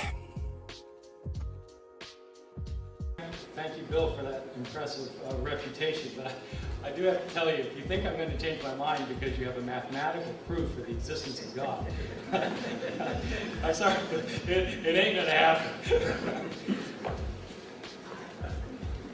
Well, okay, so I'm sorry I have only 12 minutes for refutation. I need about 3 hours, as I imagine Bill does. Okay, 12 minutes. Let me say again that I respect Bill's personal belief that Jesus was raised from the dead, but I find that his claim that this can be historically proven to be dead wrong. I'm going to break my response down into 4 dubious aspects of Bill's presentation, giving examples instead of trying to be exhaustive and covering the waterfront. First, Bill makes dubious use of modern authorities. Bill constantly quotes modern scholars as if somehow that constitutes evidence for his point of view. As Bill himself knows, the fact that the majority of New Testament scholars would agree with his 4 points is not proof that they are right. For one thing, the majority of New Testament scholars are believers in the New Testament. That is, they're theologically committed to the text. So of course they agree on these points. I should note that the majority of historians do not agree with Bill's conclusions. Does that make those conclusions wrong? No, it simply means that his conclusions are not persuasive to most historians. Having said that, I'm surprised by some of the so-called authorities that Bill cites. For the reality is that the majority of critical scholars studying the historical Jesus today disagree with his conclusion that a historian can show that the body of Jesus emerged physically from the tomb. Bill might find that surprising, but that would be because of the context he works in, a conservative evangelical seminary. In that environment, what he's propounding is what everyone believes. But it's striking that even some of his own key authorities don't agree. He quotes a number of scholars whom I consider to be friends and acquaintances, and I can tell you, they don't agree with his views. Does that make him wrong? No, it simply means that his impressive recounting of scholarly opinion is slanted, lopsided, and fails to tell the real story, which is that he represents a minority opinion. Second, Bill makes dubious use of ancient sources. Bill quotes the Apostle Paul, just to pick an example, to indicate that already just 5 years after Jesus' death, Joseph of Arimathea buried Jesus. Paul wasn't writing 5 years after the burial. He was writing 25 years later, and he never mentions Joseph of Arimathea. Joseph of Arimathea is not mentioned until you get to the Gospel of Mark, 35 or 40 years after the fact. When Paul indicates that Jesus was buried, he may just as well have meant that he was buried in a communal grave, which is far more frequently happened with crucified criminals. Paul said he got buried. He may simply have been tossed into a communal grave.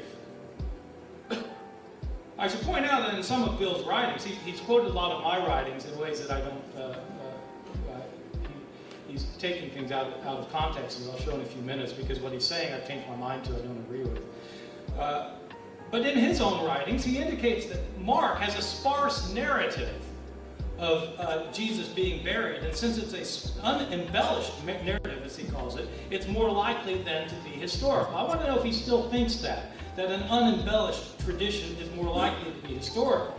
Because if that is true, then I want him to tell us whether he thinks that Matthew's more embellished tradition is unhistorical.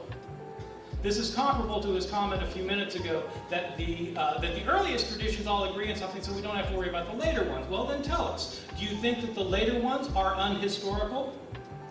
Third, Bill makes dubious claims and assertions. For example, Bill asserts that the story of the women going to the tomb would never have been invented by the early Christians. I should point out, Paul never mentions the women at the tomb, only the later Gospels, Mark and following. But here the problem is one that's typical of much of Bill's position. His claim does not take seriously the nature of our sources. Anyone intimate with Mark's Gospel would have no difficulty at all seeing why, 35 years after the event, he or someone in his community might have invented the story. Mark's Gospel is filled with theological reflections on the meaning of the life of Jesus. This is Mark's Gospel. It's not a data sheet. It's a gospel. It's a proclamation of the good news as Mark saw it, of Christ's death and resurrection. One of Mark's overarching themes is that virtually no one during the ministry of Jesus could understand who he was. His family didn't understand. His townspeople didn't understand. The leaders of his own people didn't understand. Not even the disciples understood in Mark. Especially not the disciples. For Mark, only outsiders have an inkling of who Jesus was. The unnamed woman who anointed him. The centurion at the cross. Who understands at the end? Not the family of Jesus, not the disciples. It's a group of previously unknown women. The women at the tomb fit in perfectly with Mark's literary purposes otherwise, so they can't simply be taken as some kind of objective historical statement of fact. They too neatly fit the literary agenda of the gospel. The same can be said of Joseph of Arimathea. Anyone who cannot think why Christians might invent the idea that Jesus had a secret follower among the Jewish leaders is simply lacking in historical imagination. 4. Bill draws dubious inferences from his claims. Bill infers that Paul must have believed in the empty tomb because he talked about Christ's appearances. Christ appeared, so the tomb must be empty. This is a highly problematic view. For ancient people, as opposed to post-Enlightenment thinkers like Bill, an appearance does not need to mean reanimation of the physical body. According to the Gospels, Moses and Elijah appeared to Peter, James, and John. Are we to believe that these men, Moses and Elijah, came back to life? That Moses' body was somehow reconstituted and raised from the dead, and that they appeared from heaven? Or was this a vision? Surely it was a vision. They disappear immediately. Ancient people had no trouble believing that bodies could be phantasmal, not physical. Evidence for this is found abundantly throughout all our ancient sources, Jewish, pagan, and Christian. Pagan sources from the 8th century Homer to the 2nd century Homeric hymns, from pagan myths to pagan novels, from pagan poets to pagan philosophers, they're all replete with accounts of gods appearing to humans in human form. But these are appearances, visions. They're not real human bodies. The pagan holy man, Apollonius of Tyana, appears to his followers after his death. But it's an appearance, a vision, not the reanimation of his body. Jewish texts are the same, where angels and archangels and demons and devils appear to people bodily, but they aren't real bodies. In short, Bill makes the mistake of assuming that if the disciples claimed to see Jesus alive afterwards, they necessarily believed or knew that this was his actual physical body. That's a modern assumption, not an ancient one. The texts we're dealing with are ancient texts, not modern ones. Ancient people had no difficulty at all thinking that a divine appearance was not an actual physical appearance. A body could be buried and the person could appear alive afterwards without the body leaving the tomb. If Bill doubts this, then I suggest he read some more ancient texts to see how they talk about the matter. He might start with the Christian texts of the 2nd century, such as the Acts of John, or the Coptic Apocalypse of Peter, or the second treatise of the Great Seth, or he might consider the arguments used by Basilides, who allegedly was a disciple of the follower of Peter. For ancient people, post-death appearance was not the same as the reanimation of the body. Moreover, Jesus' body, after the resurrection, does things that bodies can't do. It walks into rooms that are behind locked doors. It ascends to heaven. Is Bill seriously going to argue on historical grounds that Jesus' resurrected body could do this? This is a theological claim about Jesus, not a historian's claim. Historians are unable to establish what God does. That's the work of the historian. So too with his concluding inference, that God raised Jesus from the dead. This is a theological conclusion. It's not a historical one. It's a statement about God. If he wants to mount mathematical evidence for what God probably did in the world, I have to say it's not going to be convincing to most mathematicians and certainly to most historians. Historians have no access to God. The historian can say that Jesus died on the cross, but he cannot say that God accepted his death as an atonement. The historian can say that the Apostle Paul claimed to have a vision of Jesus after his death. He cannot tell you that God raised him from the dead. The payoff is this. We don't know if Jesus was buried by Joseph of Arimathea. What we have are gospel stories written decades later by people who had heard stories in circulation, and it's not hard at all to imagine somebody coming up with a story. We don't know if his tomb was empty 3 days later. We don't know if he was physically seen by his followers afterwards. Bill's going to come up here and tell me now that I've contradicted myself, but I want to point out that earlier he praised me for changing my mind. I have 3 concluding questions for Bill. If Bill is claiming to be a historian, then I think it's important to evaluate his full relationship to the historical documents that he's appealing to. Does Bill think that the Gospels he relies upon for all his information have any mistakes in them at all? If so, could he tell us 2 or 3 of those mistakes? If not, how does he expect us to believe he's open to a historical evaluation of these sources? Based on his own previous assumptions, these texts have to be accurate. Second question. Bill believes that Jesus can historically be shown to have been involved with miracles, especially his resurrection, but also the miracles of his life, no doubt. I'd like him to discuss the evidence of other miracle workers from Jesus' day outside the Christian tradition. Is he willing to admit, on the same historical grounds, that these other people also did miracles? I'm referring to the traditions of miracles done by Apollonius of Tyana, Hanina Mendoza, Honi the Circle Drawer, Vespasian. Is Bill willing to acknowledge that Apollonius appeared to his followers after his death, or that Octavian ascended to heaven, or he can pick any other miracle worker from the pagan tradition he chooses? Third and finally, if the only miracles that Bill allows as having happened all belong to the Judeo-Christian tradition that he himself personally affirms, I'd like him to address the question of how that can be historically. How is it that the faith that he adopted as a teenager happens to be the only one that is historically credible? Is it just circumstance that he was born into a religious family or a religious culture that can historically be shown to be the only true religion?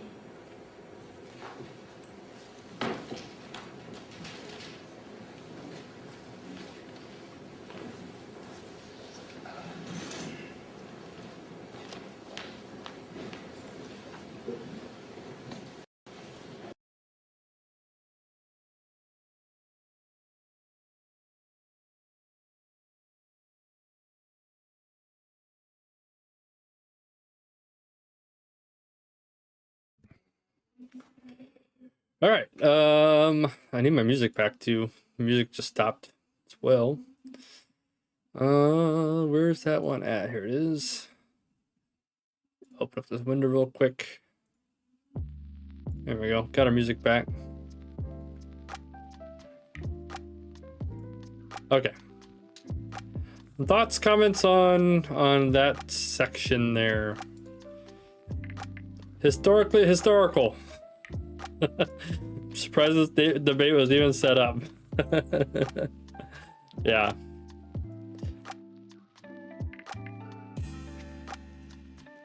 Yeah, historically historical is hysterical. Historically historical hysterical. So yeah, I think what I put in here.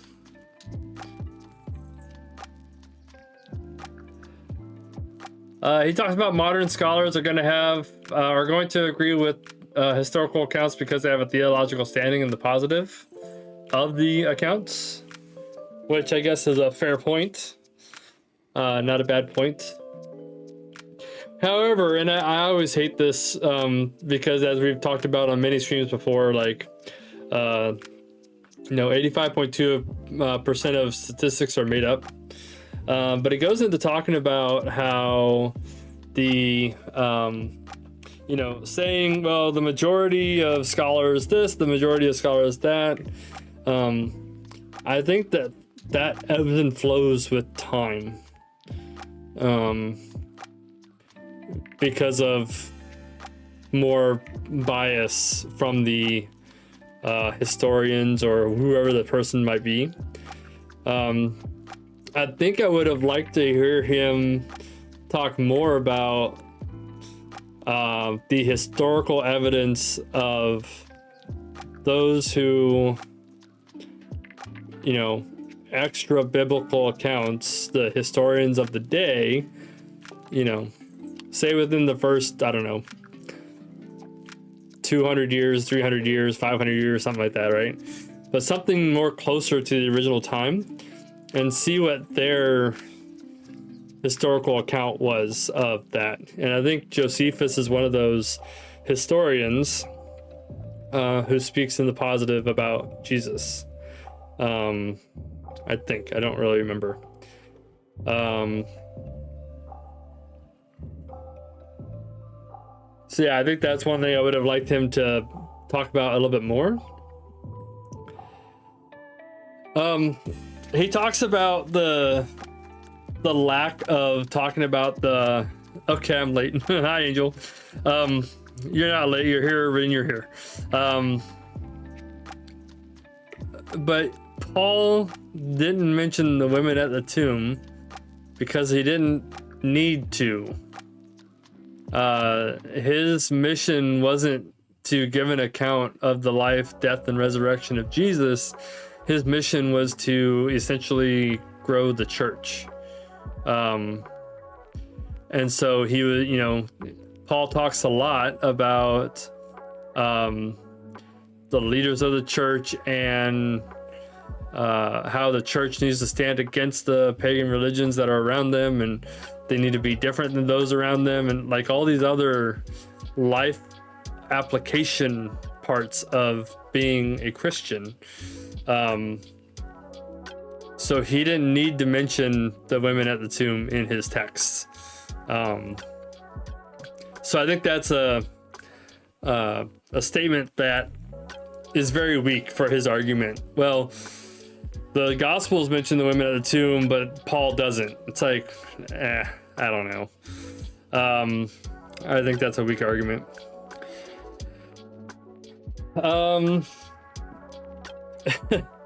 So speaking of historical monkey, he also says, he said in his opening remarks that there needs to be independent, uninterested parties to help something be historically true. But then in this rebuttal, he talks about independent, uninterested parties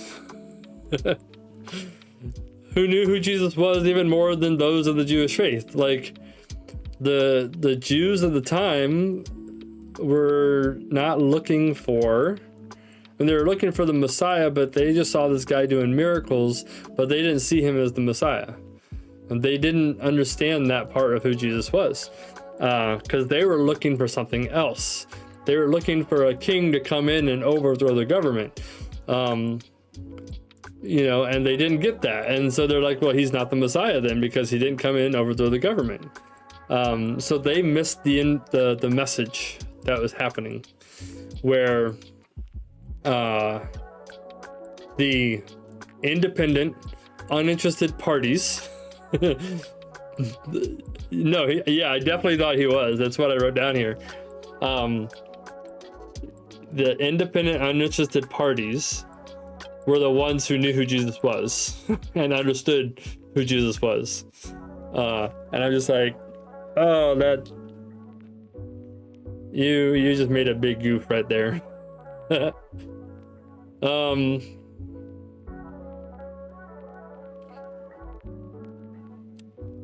Yeah, and you know, he talks about how the other little g gods of the other faiths aren't real bodies. They're visions or whatever. But there's, you know, biblical accounts that people touched Jesus, you know, Thomas, doubting Thomas, quote unquote doubting Thomas. He got to feel the hole, you know, the holes in the side and in the hands of Jesus. And there's an account of that. And again, as he kept on going through his rebuttal remarks, like, he was raising his voice, which to me, it becomes less convincing, because if you start to feel like you're losing an argument, people tend, they don't always, but they tend to raise their voice, be louder, so that they can seem more authoritative. And I don't know, I feel like that started to hurt his argument some too. And then he talks about these other pagan miracles of resurrection, etc. But he didn't really talk about the confidence of the eyewitness accounts. So, you know, he didn't talk about, you know, there was 500 people that saw, you know, pagan god X, you know, alive after resurrection. It's all just very, I don't know. I just feel like he was making these points, but not really backing them up, which I thought was not helpful to his argument.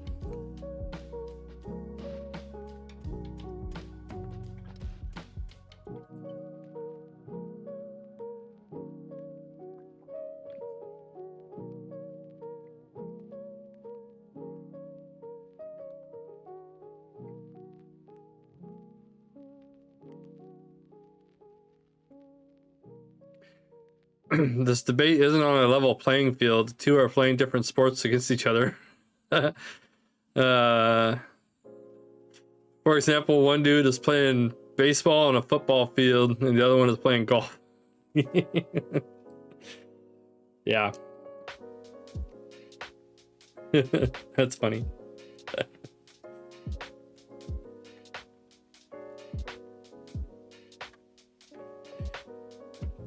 Yeah, because you're talking about the whole like Ehrman sticking to historical context and historical evidence and history, and while the other one is philosophical, more philosophical in nature. Right? Yeah.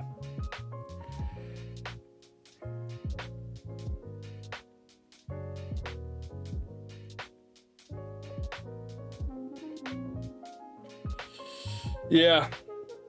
So it's interesting. All right, let's take a quick short break. We'll try to keep it to around 5 minutes. So they both can continue down their own road. Yeah. But at the end, I have to decide who I think won, which at this point of the debate,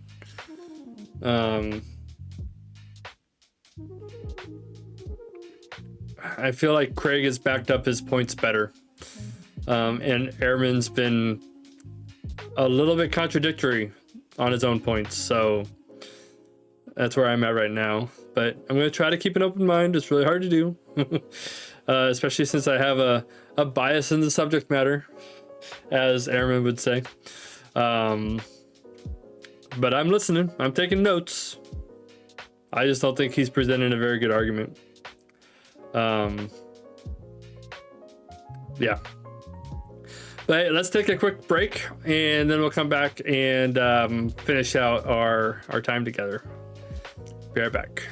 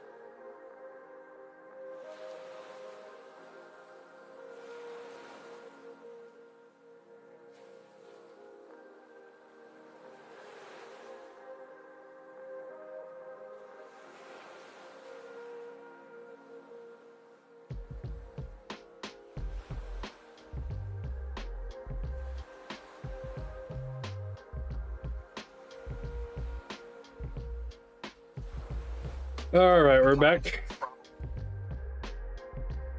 We are back.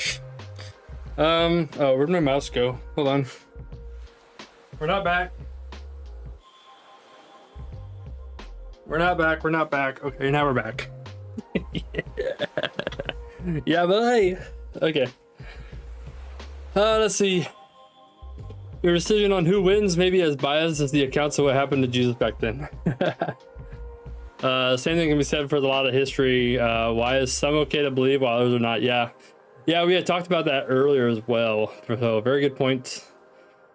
Very good point. Where is my scene?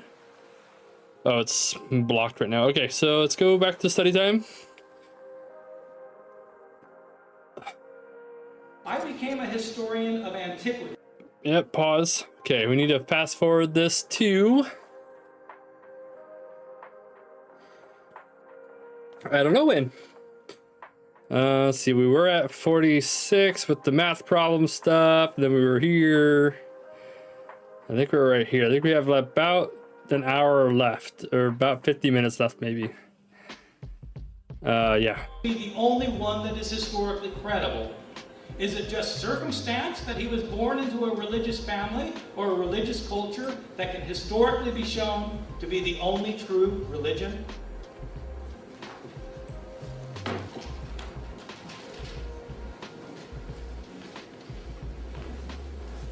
Yeah, that's an interesting tactic too, at the end, which I didn't type out yet because I just realized it.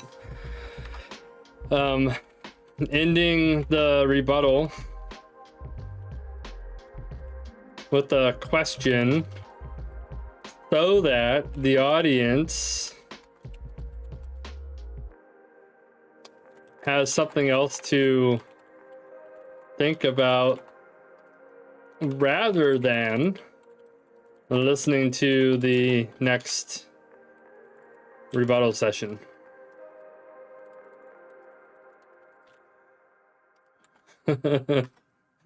That's I mean, it's a good tactic, I guess. All right, so Craig, he's at 105.14. Okay. I've always looked at the Bible as a book on history. Yeah, I think there's in fact, you know, an interesting story came out today. Let me pull that up really fast here if I can. This one here.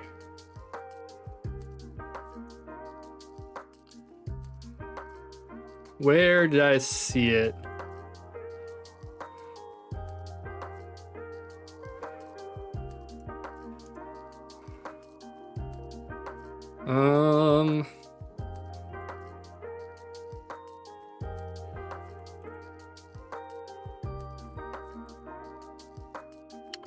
Yeah, it's right here. So they've been using the Bible a lot to find people and places that are either not known or talked about in other sources. Let me pause this before they start talking, because autoplay, which I can't stand on these websites, how they can do like autoplay stuff like that. It's just annoying. But anyway, check this out. Let me go back to OBS and add a window. Yeah, so look at that here.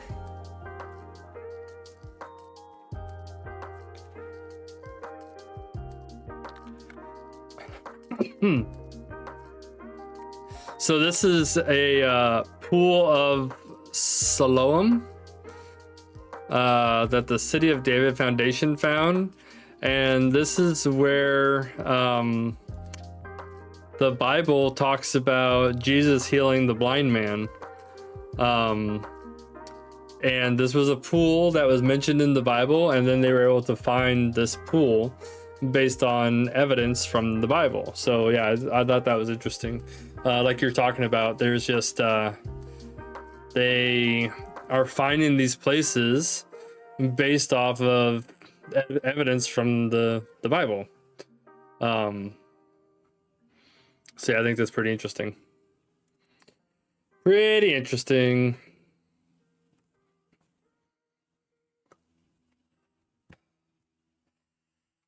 Okay, let's go ahead and hop into the next part of the debate. Move this back up here. Okay.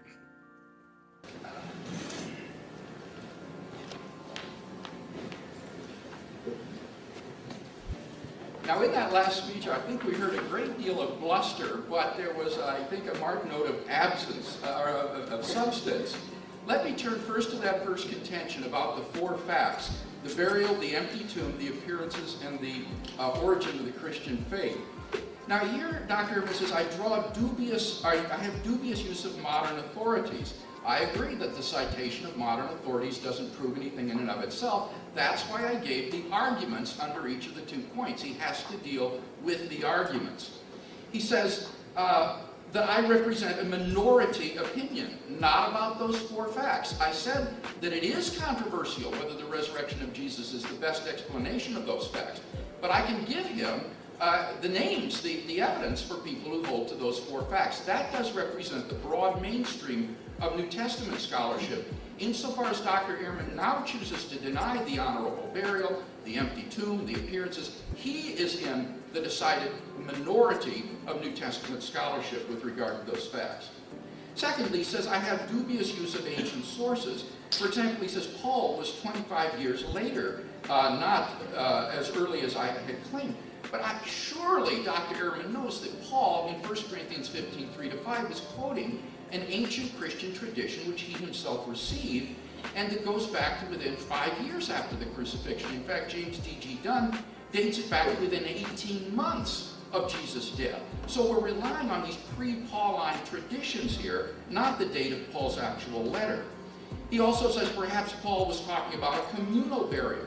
Not when you look at that 4-line formula in 1 Corinthians 15. It is like an outline of the events of the death of Jesus, the burial by Joseph of Arimathea, the empty tomb, and then the appearance narratives, compared to the Acts on the one hand, the apostles, and the Gospels on the other hand. This summary in 1 Corinthians 15 is like an outline of that, which includes as the second line, Joseph's burial of Jesus in the tomb.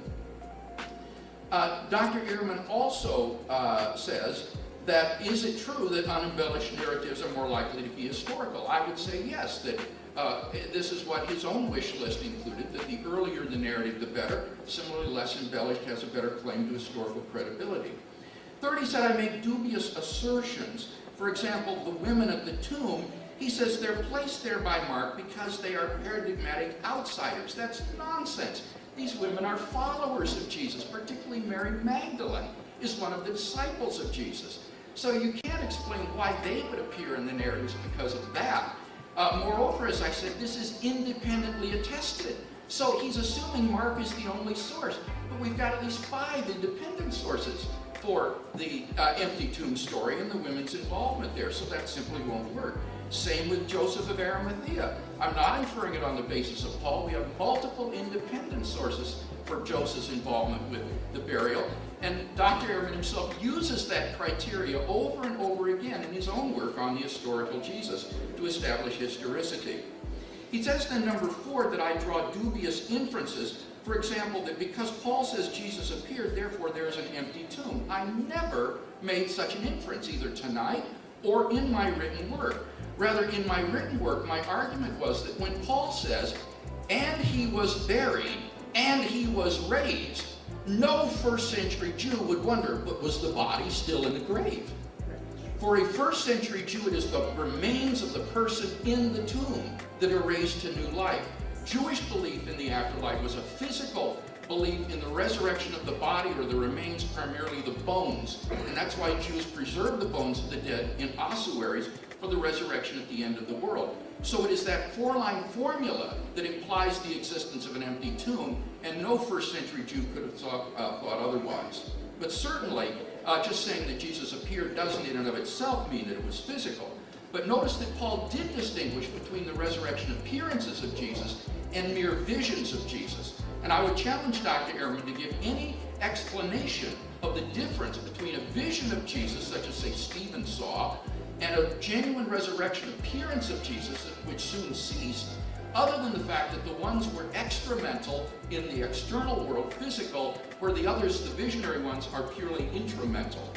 So the bottom line, I think, is that Dr. Ehrman has not been able to invalidate any of the arguments that I've given for those 4 facts. They are all established by the very criteria that Dr. Ehrman uses in his own work: multiple attestation from independent early sources, and the criterion of dissimilarity, or better, embarrassment. Now, what about that second contention, that the resurrection of Jesus is the best explanation? He didn't respond to my argument other than to just say, in a sort of hand-waving way, that there's no mathematical evidence for what God does in the world. And of course, that wasn't my point. My point was that he cannot say that the resurrection is improbable simply because miracles are improbable relative to the background information. You've got to look at the full scope of the probability calculus, and he has failed to do so. In particular, his view is self-contradictory because he says the historian can't make judgments about God. And if that's the case, then he cannot say the resurrection is improbable, because the resurrection is the hypothesis that God raised Jesus from the dead. Now, he seems to suggest that the historian can't make these sorts of inferences because somehow God is inaccessible. Well, I have a couple of points I'd like to make here. First, you don't need to have direct access to your explanatory entities in your hypotheses. Think of contemporary physics, for example. Contemporary physics posits all sorts of reality to which the scientist has no direct access. Strings, higher dimensional membranes, even parallel universes which are causally disconnected from ours. But they postulate such unobservable entities on the basis of the evidence that we have as the best explanation. Secondly, notice that the historian doesn't have direct access to any of the objects of his study. As Dr. Ehrman says, the past is gone. It's no longer there. All we have is the residue of the past, and the historian infers the existence of entities and events in the past on the basis of the evidence. And that's exactly the move that I'm making with respect to the resurrection of Jesus. But finally, number three, this isn't a debate about what professional historians are permitted to do. That would be a debate about methodology, about the rules of professional conduct. This is a debate about whether or not there's historical evidence for the resurrection. And even if the historian is professionally blocked by some methodological constraint from inferring the resurrection of Jesus, you and I aren't so blocked. We're not so constrained. Nor would I say is the historian so constrained in his off hours, for example. It would be a tragedy and a shame if we were to miss the truth about the past, about Jesus, simply because of some methodological constraint. Finally, as for Apollonius of Tyana and Henny, the circle drawer, let me simply quote from Robert Yarborough, who points out that these figures did not have any kind of evidence prior to the 1st century, the time of Jesus. Apollonius of Tyana is a 3rd century figure who isn't even mentioned prior to the 3rd century. Similarly with Hanina Bendoza and Honi the circle drawer, John Meyer, Ben Witherington have shown that these have little relevance to the 1st century situation of Jesus. So these, I think, are simply invalid comparisons. I would like to address those 3 questions that he gave me, but I see that the timekeeper is holding up the stop card, so perhaps we can get to those in the Q&A period.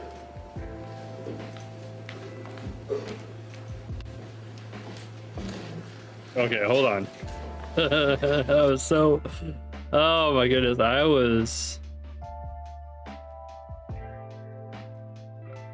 I totally... I don't know if I just spaced out on it or if it was just a fire hose of information, so I just lost it all. So I'm gonna go back. I like guys like the timekeeper's got the time card up, so I gotta stop.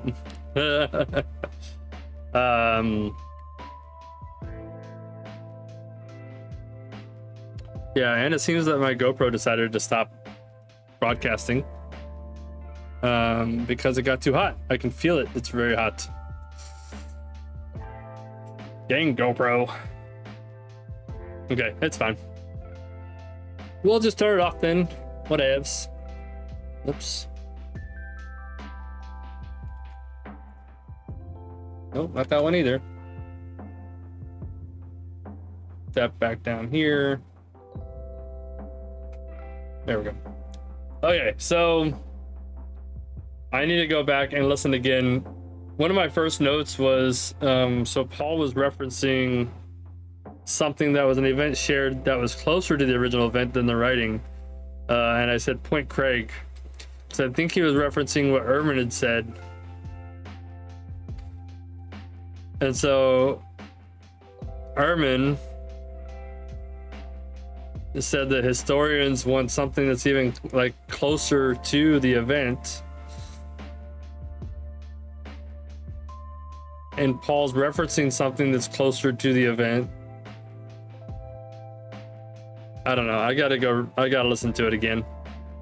So we're gonna backtrack back to Craig. And then I think there might be one more rebuttal from Ehrman, and then we're to Q&A, it sounds like. So yeah, anyway, I need to focus in here. All right, here we go. Because he just like blah blah blah blah, like started spitting off things. I was like, oh, slow down. All right, I'll be back. Now, in that last speech, I think we heard a great deal of bluster, but there was, I think, a marked note of absence, or of substance. Let me turn first to that first contention about the four facts: the burial, the empty tomb, the appearances, and the origin of the Christian faith. Now here, Dr. Ehrman says, I have dubious use of modern authorities. I agree that the citation of modern authorities doesn't prove anything in and of itself. That's why I gave the arguments under each of the 2 points. He has to deal with the arguments. He says that I represent a minority opinion, not about those four facts. I said that it is controversial whether the resurrection of Jesus is the best explanation of those facts. But I can give him the names, the evidence for people who hold to those four facts. That does represent the broad mainstream of New Testament scholarship. Insofar as Dr. Ehrman now chooses to deny the honorable burial, the empty tomb, the appearances, he is in the decided minority of New Testament scholarship with regard to those facts. Secondly, he says, I have dubious use of ancient sources. For example, he says Paul was 25 years later, not as early as I had claimed. But surely Dr. Ehrman knows that Paul, in 1 Corinthians 15, 3-5, is quoting an ancient Christian tradition which he himself received, and that goes back to within 5 years after the crucifixion. In fact, James D.G. Dunn dates it back to within 18 months of Jesus' death. So we're relying on these pre-Pauline traditions here, not the date of Paul's actual letter. He also says perhaps Paul was talking about a communal burial. Not when you look at that four-line formula in 1 Corinthians 15. It is like an outline of the events of the death of Jesus, the burial by Joseph of Arimathea, the empty tomb, and then the appearance narratives, compared to the Acts on the one hand of the apostles and the Gospels on the other hand. This summary in 1 Corinthians 15 is like an outline of that, which includes as the second line, Joseph's burial of Jesus in the tomb. Dr. Ehrman also says that is it true that unembellished narratives are more likely to be historical? I would say yes, that this is what his own wish list included, that the earlier the narrative, the better. Similarly, less embellished has a better claim to historical credibility. Third, he said I make dubious assertions. For example, the women at the tomb, he says they're placed there by Mark because they are paradigmatic outsiders. That's nonsense. These women are followers of Jesus, particularly Mary Magdalene is one of the disciples of Jesus. So you can't explain why they would appear in the narratives because of that. Moreover, as I said, this is independently attested.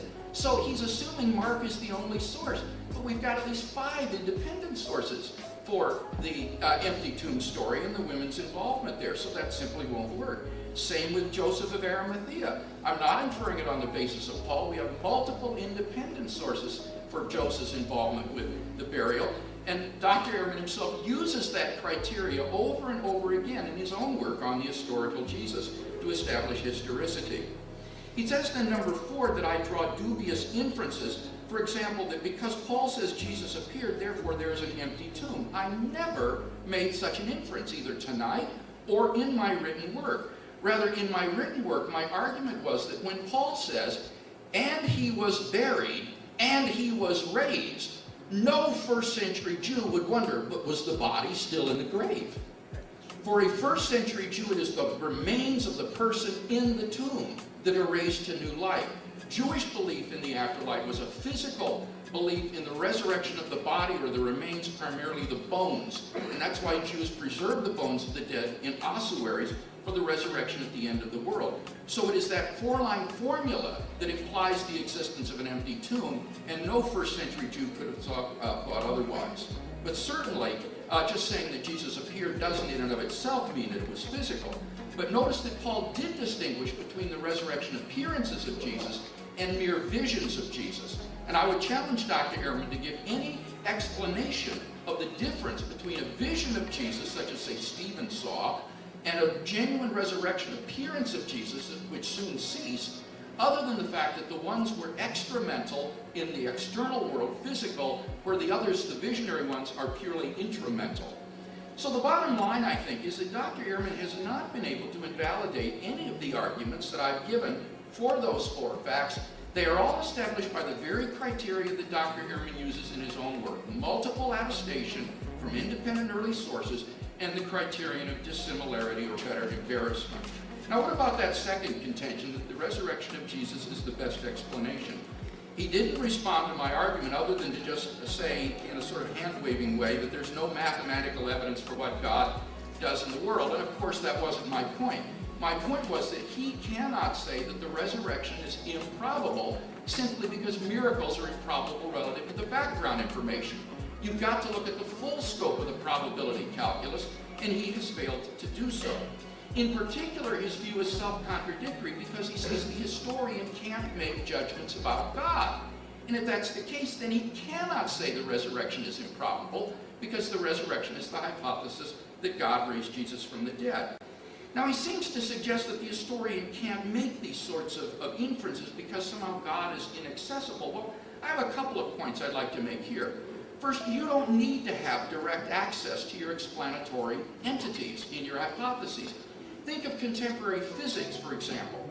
Contemporary physics posits all sorts of reality to which the scientist has no direct access. Strings, higher dimensional membranes, even parallel universes which are causally disconnected from ours.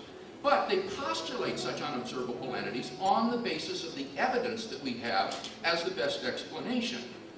Secondly, notice that the historian doesn't have direct access to any of the objects of his study. As Dr. Ehrman says, the past is gone. It's no longer there. All we have is the residue of the past, and the historian infers the existence of entities and events in the past on the basis of the evidence. And that's exactly the move that I'm making with respect to the resurrection of Jesus. But finally, number three, this isn't a debate about what professional historians are permitted to do. That would be a debate about methodology, about the rules of professional conduct. This is a debate about whether or not there's historical evidence for the resurrection. And even if the historian is professionally blocked by some methodological constraint from inferring the resurrection of Jesus, you and I aren't so blocked. We're not so constrained.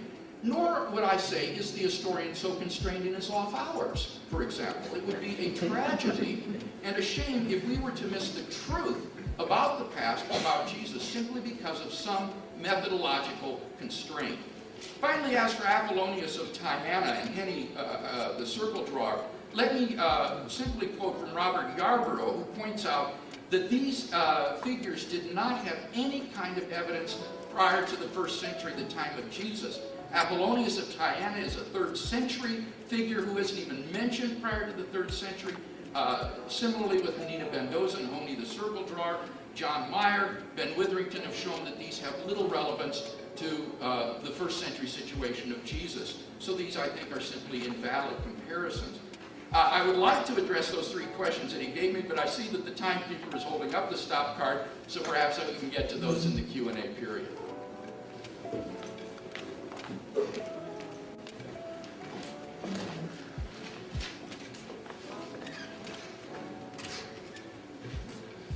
I'd like somebody to shoot the timekeeper.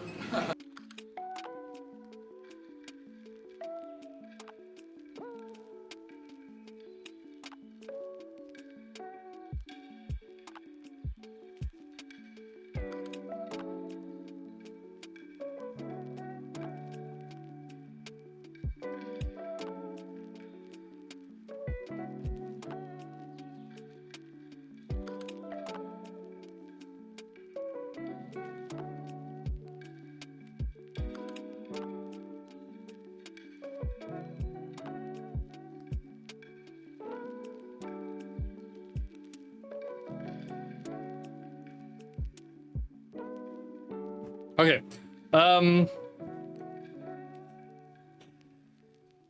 Right, yeah. They always say that history goes to the loser or the winner, right? Like history is written by the winner. And I was only posting that article so that you guys could see. Go read it yourself. Go see what it was about. Yeah, that's why I posted the article. Yeah. So he had some interesting stuff in there. So let me share what I wrote down. Yeah, I thought it was interesting. And I guess it depends on who you classify in, because a lot of this needs to be objectively shown, I guess, in my opinion. Like when Craig talks about how he's not in the minority, but Ehrman actually is in the minority, and then he just goes on to say that, like, you should talk to the people I know. Like,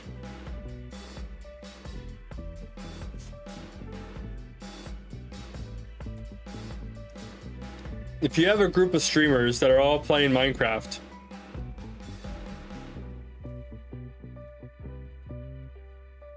then 10 out of 10 think Minecraft is cool. And, or maybe 9 out of 10. We'll say the 10th person plays Raft and thinks it's cooler than Minecraft. But the guy that plays Raft has 8 other friends who all play Raft. And so from his perspective, 9 out of 10 think Raft is cooler. But if you put it together,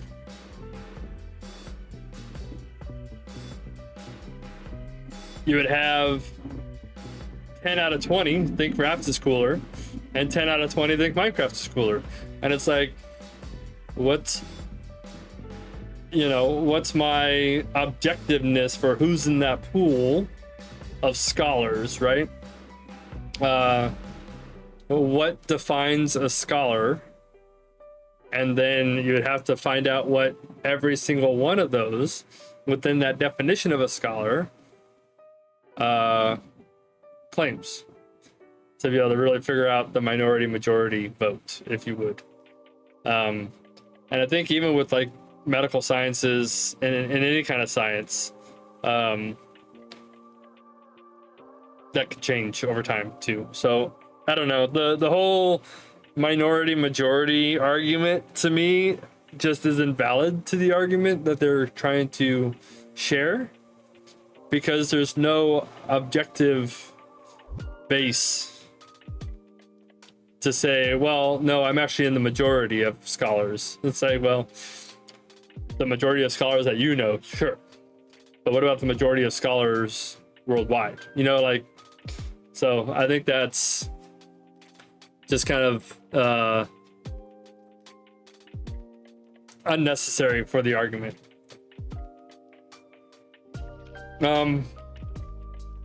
I did like how he pointed out that the story that Paul shares is as early as 18 months after the event, which falls into Ehrman's discussion that it needs to be as close to the event as possible to be historic, which I still don't really know if that's necessarily how it needs to work.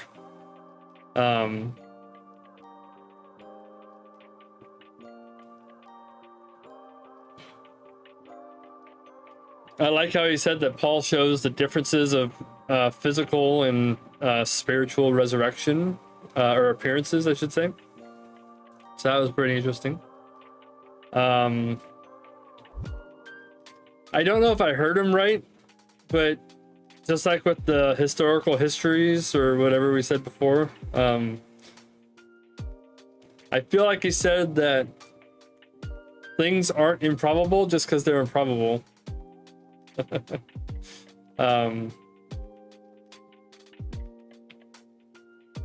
Things are not improbable because they are just improbable. Like, yeah, I don't think that argument holds any merit. I did like how he said that other sciences have their theories as well, with non-direct access to the material, such as string theory with physics and things like that. I thought that was interesting, to be able to kind of say, well, historians are just working off theories too, because they don't have direct access, and neither do physicists and other contemporary sciences. And then I think I heard him right. He basically said that he puts the onus on the listener because it isn't necessary to be a historical powerhouse to be able to think about history from a thought perspective, a thought place, I guess is the word I'm looking for. I'm not really sure. It's been a long video. We've been at this for a while. Okay, let's go ahead and hit play. We'll see. I think this is probably the last rebuttal for Ehrman, and then it's on to the Q&A. So I'll be interested to see. I assume that we still have to critique that part as well, not just the debate itself. So I'm still gonna take notes on that too. But let me go ahead and type out Ehrman, and this is at 1:13:44.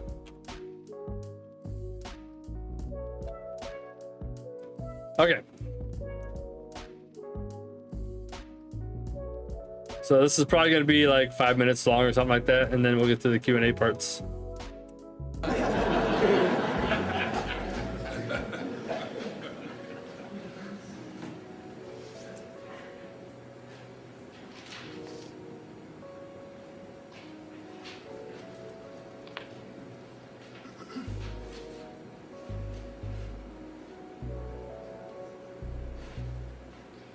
I think I'm most struck by Bill's refusal to deal with the historical alternative that I've given to his claim that God raised Jesus from the dead.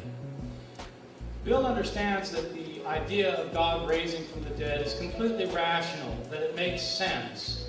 The reason it's rational and makes sense to Bill is because he's a believer in God. And so, of course, God can act in the world. Why not? God does things all the time, and so there's nothing implausible at all about God raising Jesus from the dead. Well, that presupposes a belief in God. Historians can't presuppose belief in God. Historians can only work with what we've got here among us.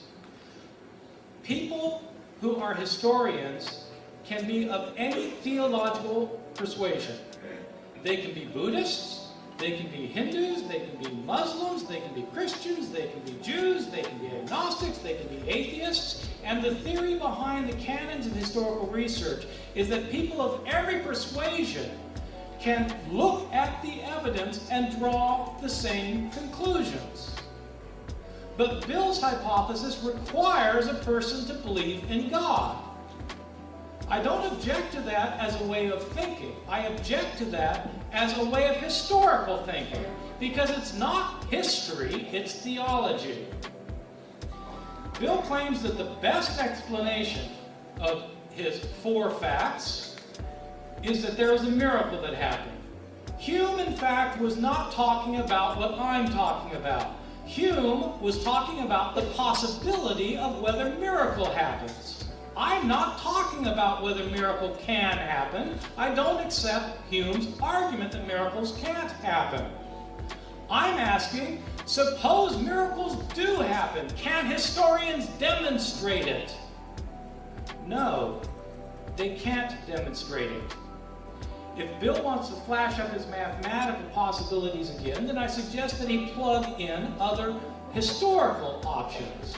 For example, the one that I've already laid out that he's ignored, that possibly 2 of Jesus' family members stole the body, and that they were killed and thrown into a common tomb.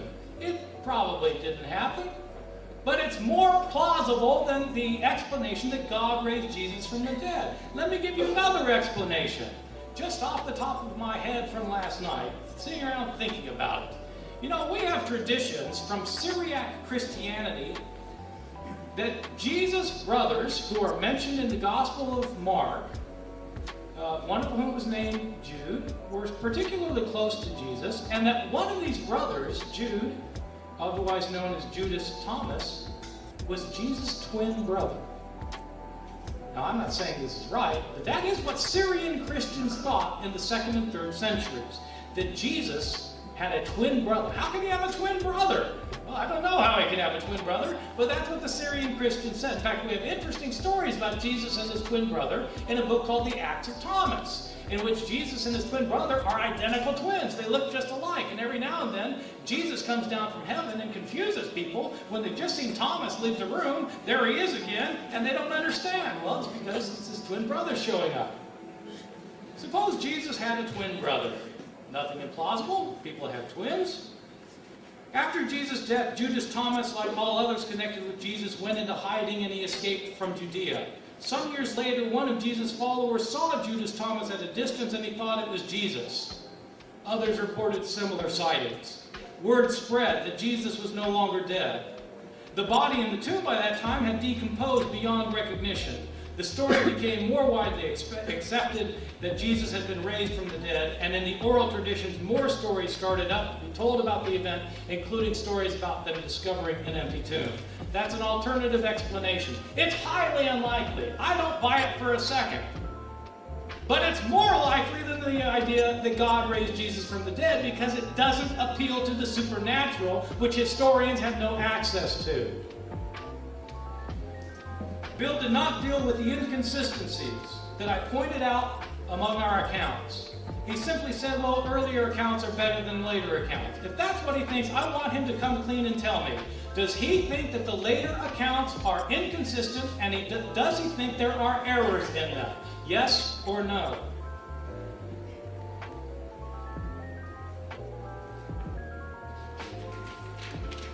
Bill admits that unembellished accounts are more likely to be historical accounts. If that's what he thinks, I want him to answer my question, yes or no.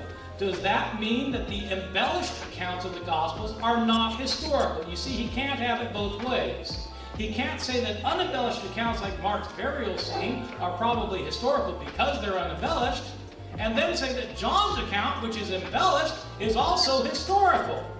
If both embellished and unembellished accounts are equally historical, then the criterion has no weight that says that unembellished accounts are more likely to be historical.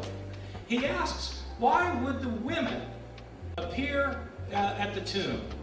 I made an argument for why Mark, or one of his community, may have invented the women. His response is, well, Mary Magdalene was a follower of Jesus. Well, Mary Magdalene's very popular these days, since everybody's read the Da Vinci Code, and if you haven't, it came out in paperback today. For the two of you who haven't read it yet. Well, yes, Mary Magdalene was a follower of Jesus. But his own argument was that nobody would invent the women because they were marginalized. Because men didn't think highly of women. My response is that's precisely why Mark would invent the tradition. Because in Mark's gospel, it's the marginalized who understand who Jesus is. It's not the male disciples. That's why you have the story of the women discovering the tomb. Bill claims that no first-century Jew would doubt that the body was missing from the grave if Jesus appeared. My only suggestion is that he reads more first-century Jewish sources, because it simply isn't true. I'll give you one. Read the second apocalypse of read the Coptic Apocalypse of Peter, a book that is thoroughly infused with Jewish views of the world, in which there is no doubt at all that the author understands that the body of Jesus was not located in just one place, but could be three places at once, and that the physical body wasn't the only body Jesus had, that he also had a phantasmal body. Bill, of course, didn't answer my questions, and maybe in the question-answer period he will do so. If he is claiming to be a historian using these sources as historical sources, I want to know, does he think there can be mistakes in them? If he doesn't think there can be mistakes in them, then I want to know how he can evaluate them as historical sources, as a critical historian. He claims that Honi the Serpidar and Hanina Mendoza and Apollonius of Tyana, by the way, are 3rd century people. They were not 3rd century people. They were people who lived in the days of Jesus. My final point is a very simple one. Even if we want to believe in the resurrection of Jesus, that belief is a theological belief. You can't prove the resurrection. It's not susceptible to historical evidence. It's faith. Believers believe it and take it on faith, and history cannot prove it.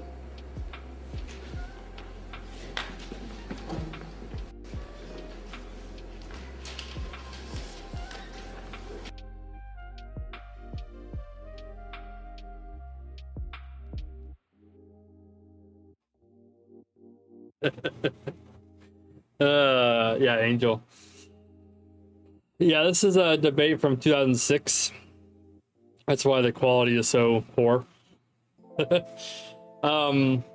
Yeah, so there's many books. I don't know them all offhand. I learned them probably a year ago in class. But there's this book of Thomas, which was not included in the Bible when the Bible was being put together.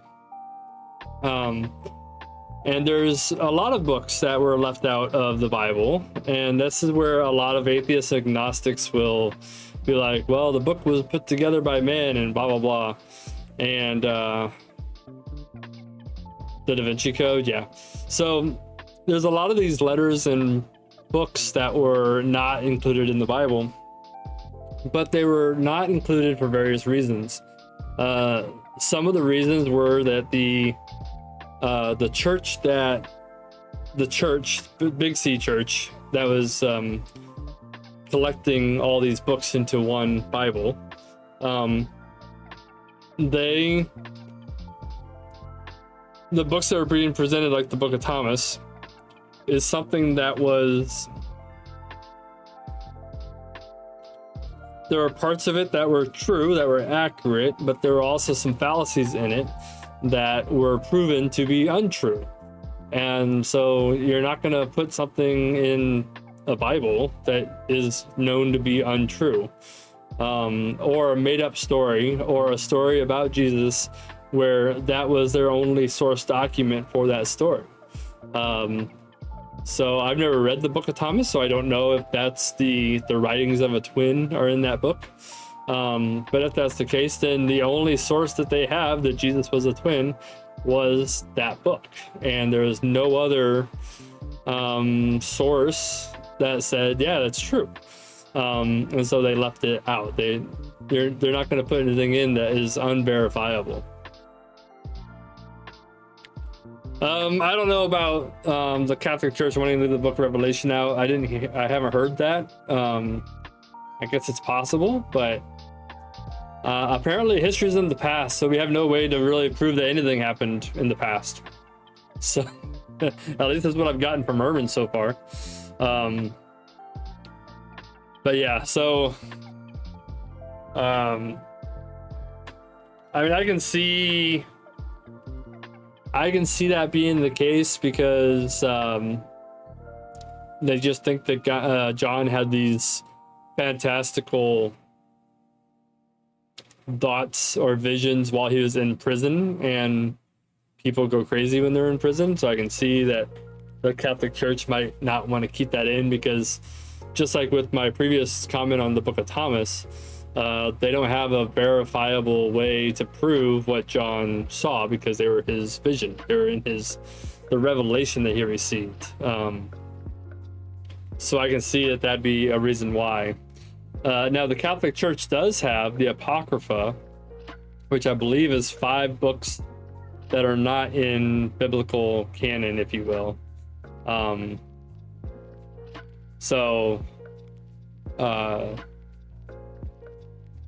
There are those books as well. What if they're looking at it all wrong? What if the resurrection is more about bringing people back into the fold by resurrecting Christianity?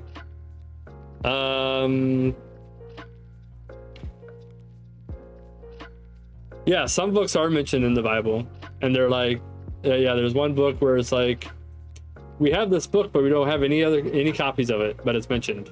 The same thing with I think it's the letters to the Corinthians. 2 Corinthians mentions a different letter than First Corinthians. So there are some out there, some scholars that believe that there was like First Corinthians, there was another letter that wasn't included, and then Third Corinthians. Yeah, the Book of Enoch. That's another one. What if they're looking at it all wrong? What if the resurrection is more about bringing people back into the fold by resurrecting Christianity? I'm not sure.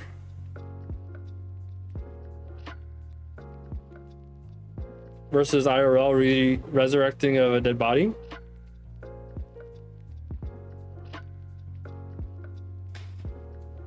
So I guess I'm not sure what you're talking about. Christianity wasn't around until after the ascension of Jesus. Christianity wasn't even a thing. So I'm confused on what you're talking about there, Shadow.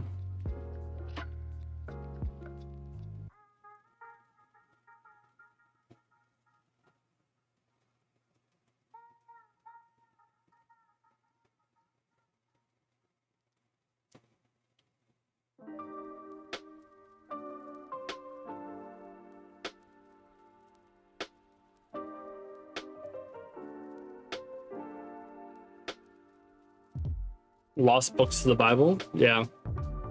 Yeah, I know there's a few of them that are in there that aren't biblical canon.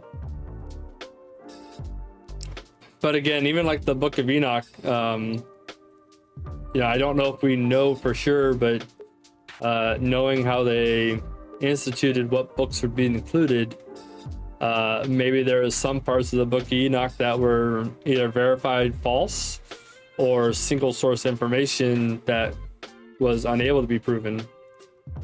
So they didn't include it. Yeah, I'm not sure if any of the Apocrypha is like that.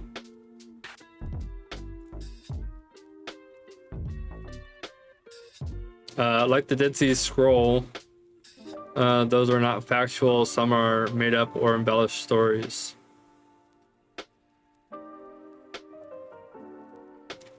But the Dead Sea Scrolls did prove a lot of the later copies of the Bible that we had were factual. I don't know all the story about the Dead Sea Scrolls, but that's what I do know about them. My thoughts on it are, by resurrecting Christ, they are resurrecting what he stood for, Christianity, so his ideals versus his actual bodies.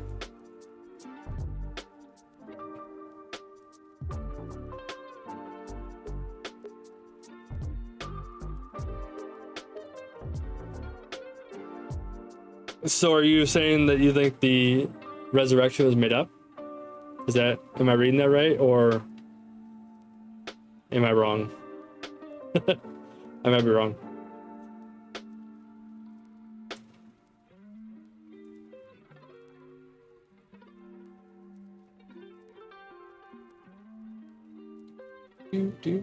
Do.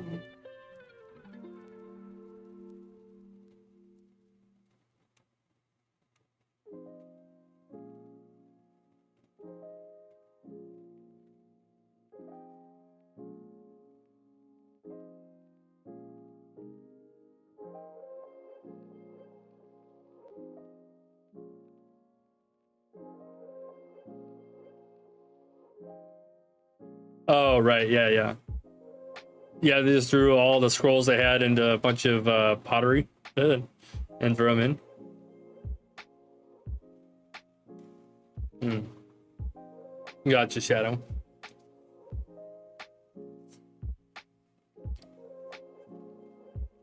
But how, so I guess the question is, and I guess this debate that we've been watching maybe talked on it a little bit though, but I keep on going back to the evidence of the people who saw and touched Jesus when he was resurrected. And then a zombie Jesus.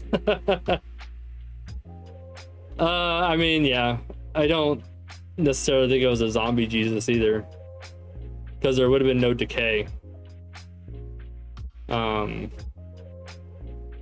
Because you look at the other resurrected people, right? You had the girl that died, that Jesus rose. And actually, there's a few people. There's the girl that died, there's Lazarus, and then there's the kid that fell out the window. They were all resurrected after death. So, and Lazarus, he was dead for 3 days before Jesus resurrected him. He wasn't a zombie, yeah.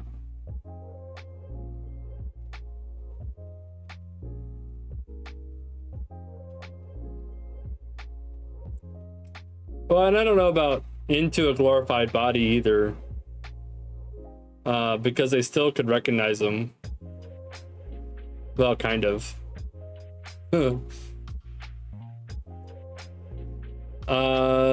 What's Tabitha? I don't remember. I have to look at it again. I don't think the girl that I'm thinking about had a name. When I think about it.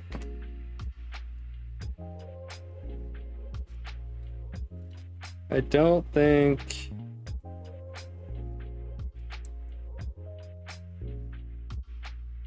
she had a name.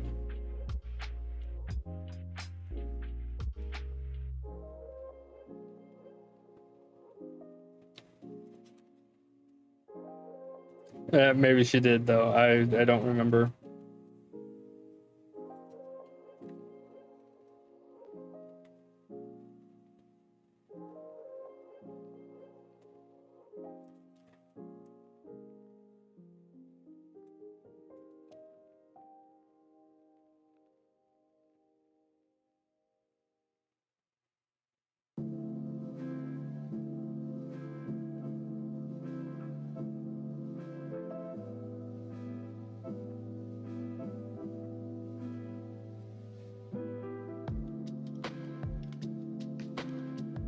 You know, it's interesting that speaking about the physical resurrection of Jesus, some people did not know who he was when he showed up first.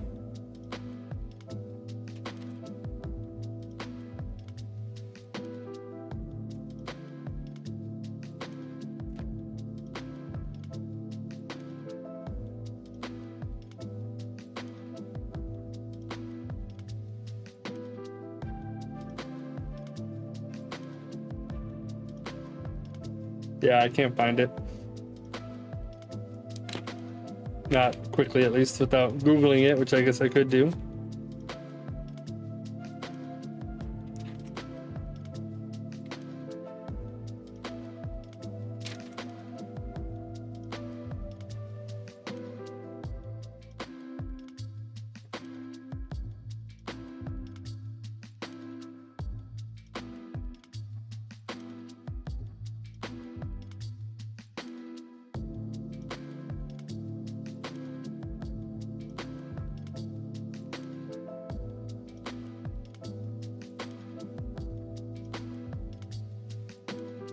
But yeah, I do believe there was a physical resurrection of Jesus. And I think that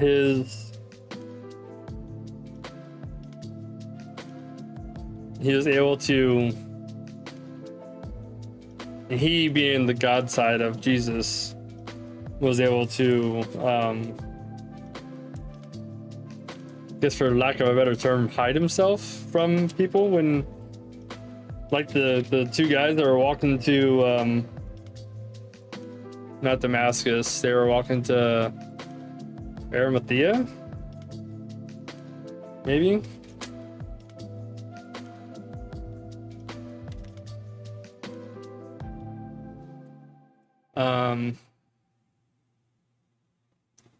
By the way, my thought process got me kicked out of CCD. CCD, I don't know what CCD is either.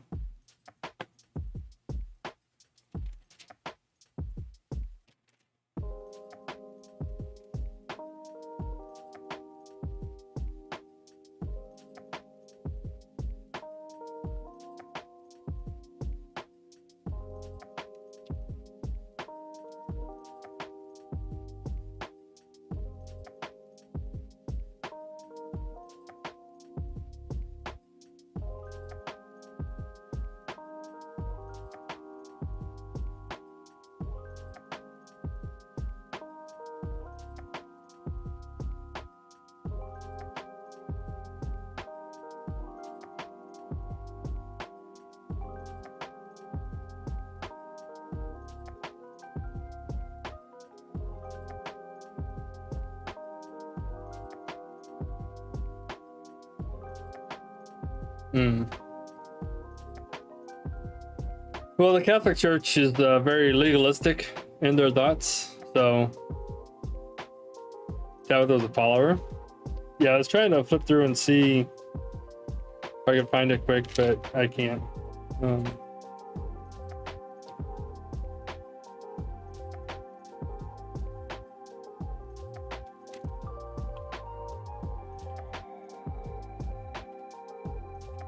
So, I mean, there are some thoughts out there about, like in the Old Testament, right? It says that so-and-so lived 900 years or 800 years, etc., etc. And the thought in those is that the ideals of that king lived on for generations after they actually died, and therefore that king survived for hundreds of years. I don't think I agree with that necessarily, because I don't think that God would allow that incorrect information to be in the Bible. But you get into older, newer theology with that, because the young earth theology is well, there's a few things in young earth theology, but if you add up all the years from Adam and Eve to present day, then it makes the earth about 6,000 years old. And then you have older theory where it says that, you know, the quote-unquote days of the Genesis account were not literally 24 hours, but they were who knows how long. They could be 1 billion years in one day, because of what the Bible says about time for God. So anyway, back to the resurrection stuff. I would submit to definitely look into it some more and think about it some more. I'm not saying that you're wrong, but I do think that you know, the empty tomb is proof that Jesus was risen physically, and that he was seen. He walked along the path to Arimathea with the 2 disciples. He sat on the beach and had fish with the disciples off the boat. You know, Thomas got to touch his hands. And if you're just trying to write a story to secure the ideals of Jesus, I don't think you would need to show a physical resurrection at that point. But the physical resurrection is shown in Scripture. So, you know, I think it's a path that we all need to look into and have discussion on, and not just dismiss or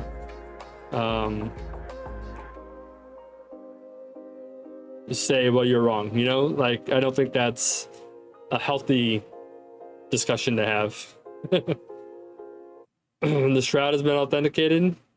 I don't know much about the shroud. I know that we have the shroud, but I don't know much about it, so I can't comment on it.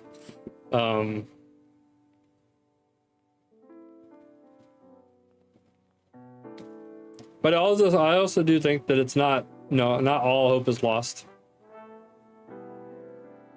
Oh, and I'm wrong. After talking to my mom, it was communion. Yeah, I mean, like I said, the Catholic Church has a lot of legalism in it, which I don't agree with. You know, unless you're a part of the Catholic Church, you're not allowed to take communion. And I don't know if I necessarily fall in that camp, that you have to be a believer to take communion, only because Judas Iscariot, who betrayed Jesus, took communion, you know, was part of that communion supper, that Passover supper that we celebrate You know, if we were to say that communion is different because it's post-resurrection, then we need to not read the story about how Jesus said, "This is my body, take it and eat. This is my blood, you know, a sign of the new covenant. Take and drink." We need to not reference that in communion if we are going to say communion is something different. What we do for communion is celebrating the same thing that Jesus did during the Feast of Unleavened Bread. And we, you know, every communion Sunday, that's the story we reference. So if we're going to say that, and this is where I am right now. Now, I used to be different. I used to think the other way. And who knows, I might change it again and go back the other way later on in life as my studies continue. But as of today, I believe that anybody can take communion, because it might be that communion where God reaches out to them through their heart as they're taking it. You know, they hear the story of the communion supper, the Last Supper, and all that kind of stuff. You never done communion because I have not been baptized. So what's your connection between the two? Curious. And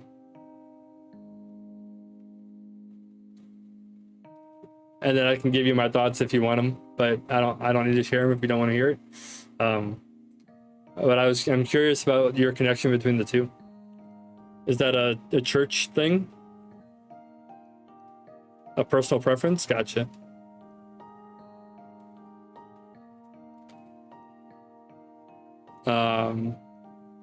In Catholicism, you have to be baptized for communion, right?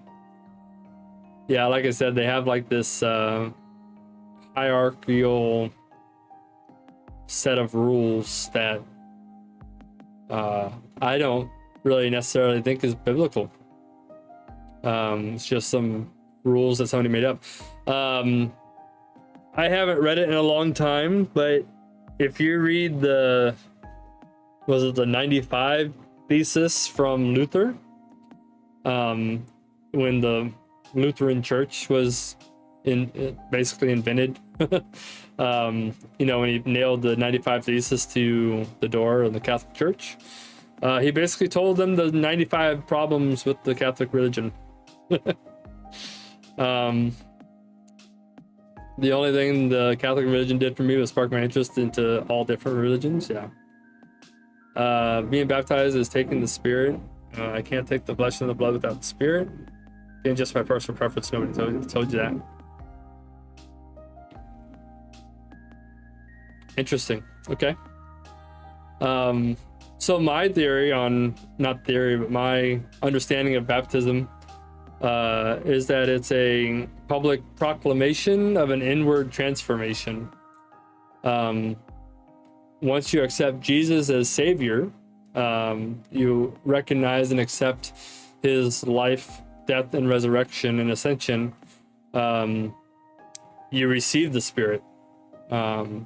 There are some churches that believe that you have to speak in tongues to receive the Spirit, and I don't know if I agree with that.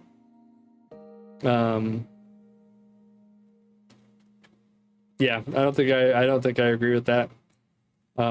They based that off of Pentecost and the disciples.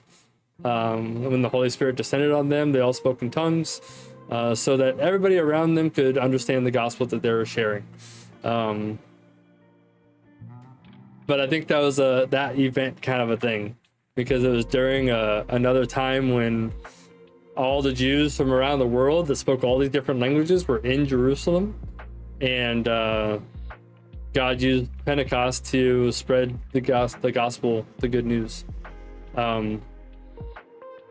So yeah, I think I think you receive the Holy Spirit when you accept Jesus as your Lord and Savior. And the baptism is just the public acknowledgement that you've done so. You always thought tongues was the ghost. Well, the Holy Spirit, Holy Ghost, that's synonymous. Unless you're talking about something different. But tongues is an interesting situation, because the Bible is very clear that if you do speak in tongues, you better have an interpreter with you. There might be some denominations that believe if you speak in tongues that you're a heathen. But I think that'd be unbiblical, because the disciples spoke in tongues. So I wonder how those denominations would rectify that situation, because the disciples spoke in tongues. So yeah, all good thoughts, all good discussion for sure. Definitely I would, make your own decision through your own biblical study. Reading stories about baptism, about resurrection, about tongues and all that kind of stuff, and kind of make your own informed decision, talking to other people, things like that. Something popped in my head when I was just talking about it. Oh, baptism. So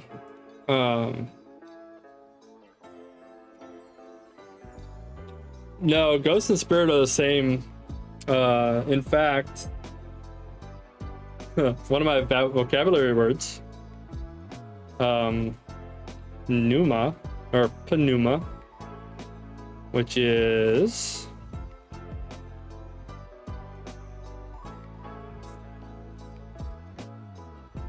this one. I think you can see that. Focus camera.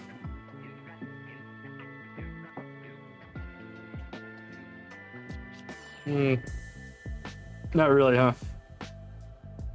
Anyhow, the Greek word is pneuma, and I would have to look into the Greek and see if that word is used for ghost and spirit.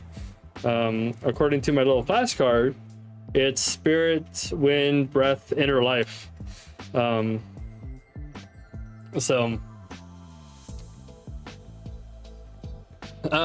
yeah, the ghost and spirit are the same.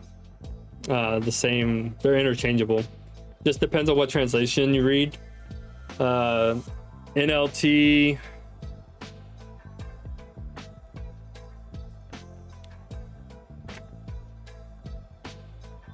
Yeah, I'd have to go see what the NLT says. But say that the ghost and spirit are different, then you would say that there's 4 parts of God, not 3. And so with the Trinity, you have the God the Father, God the Son, and God the Holy Spirit. To tack on ghost would be a 4th entity, and there's biblically there's no 4th entity to that.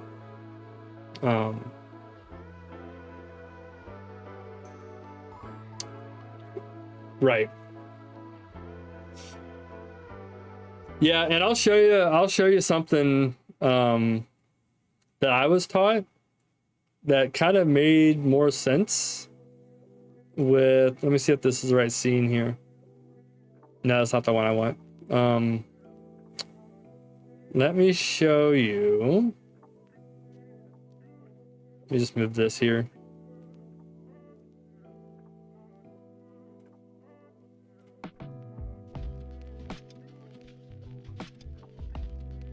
Let me show you how it was taught to me, and it helped me make sense of it.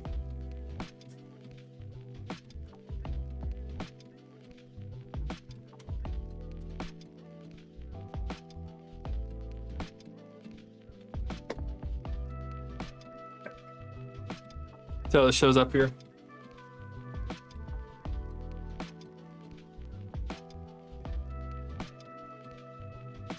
Shows up good? Yeah. All right, good. So you got Father, Son, Holy Spirit, Holy Ghost, whichever translation you use. So there are three, but they're connected by love, and that's God. So the way it was explained was back in the time of Adam and Eve, there is such a close relationship between man and God, that there is nothing to hide, right? Adam and Eve told God everything. God told them, everything. They talked just like we talk today. Maybe a different language, but they talked. But Adam and Eve were naked, and they didn't care that they were naked because there was nothing to hide physically. There was nothing to hide mentally from God because they had such a tight bond. And so the love that God has is so powerful that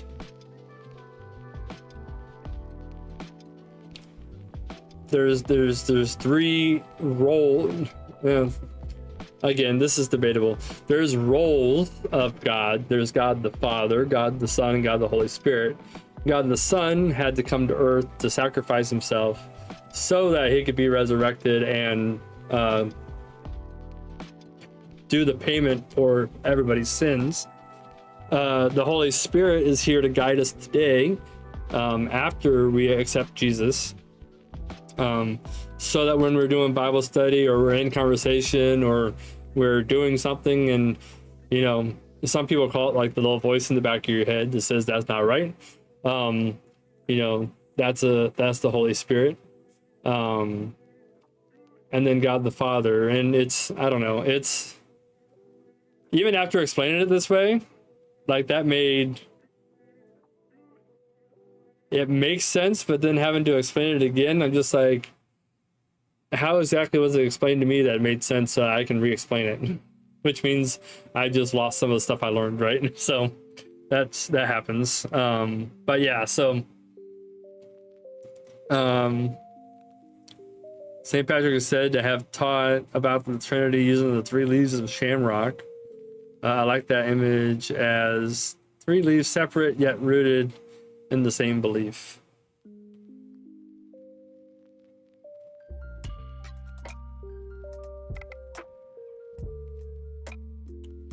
Yeah, but I think just the thing that you got to be cautious of, in my opinion, and my belief, is that Christianity is monotheistic, which means one God, and even with like using the 3 leaves of a shamrock, and even like using this diagram behind me,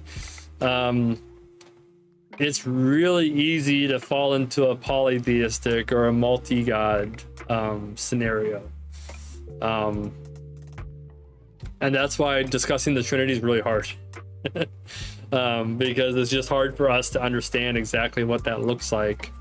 It's the 3 persons of God.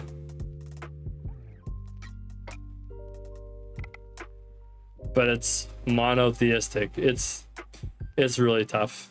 Anyway, we kind of got off topic. We need to get back to the debate so I can keep on taking my notes. Good discussion though.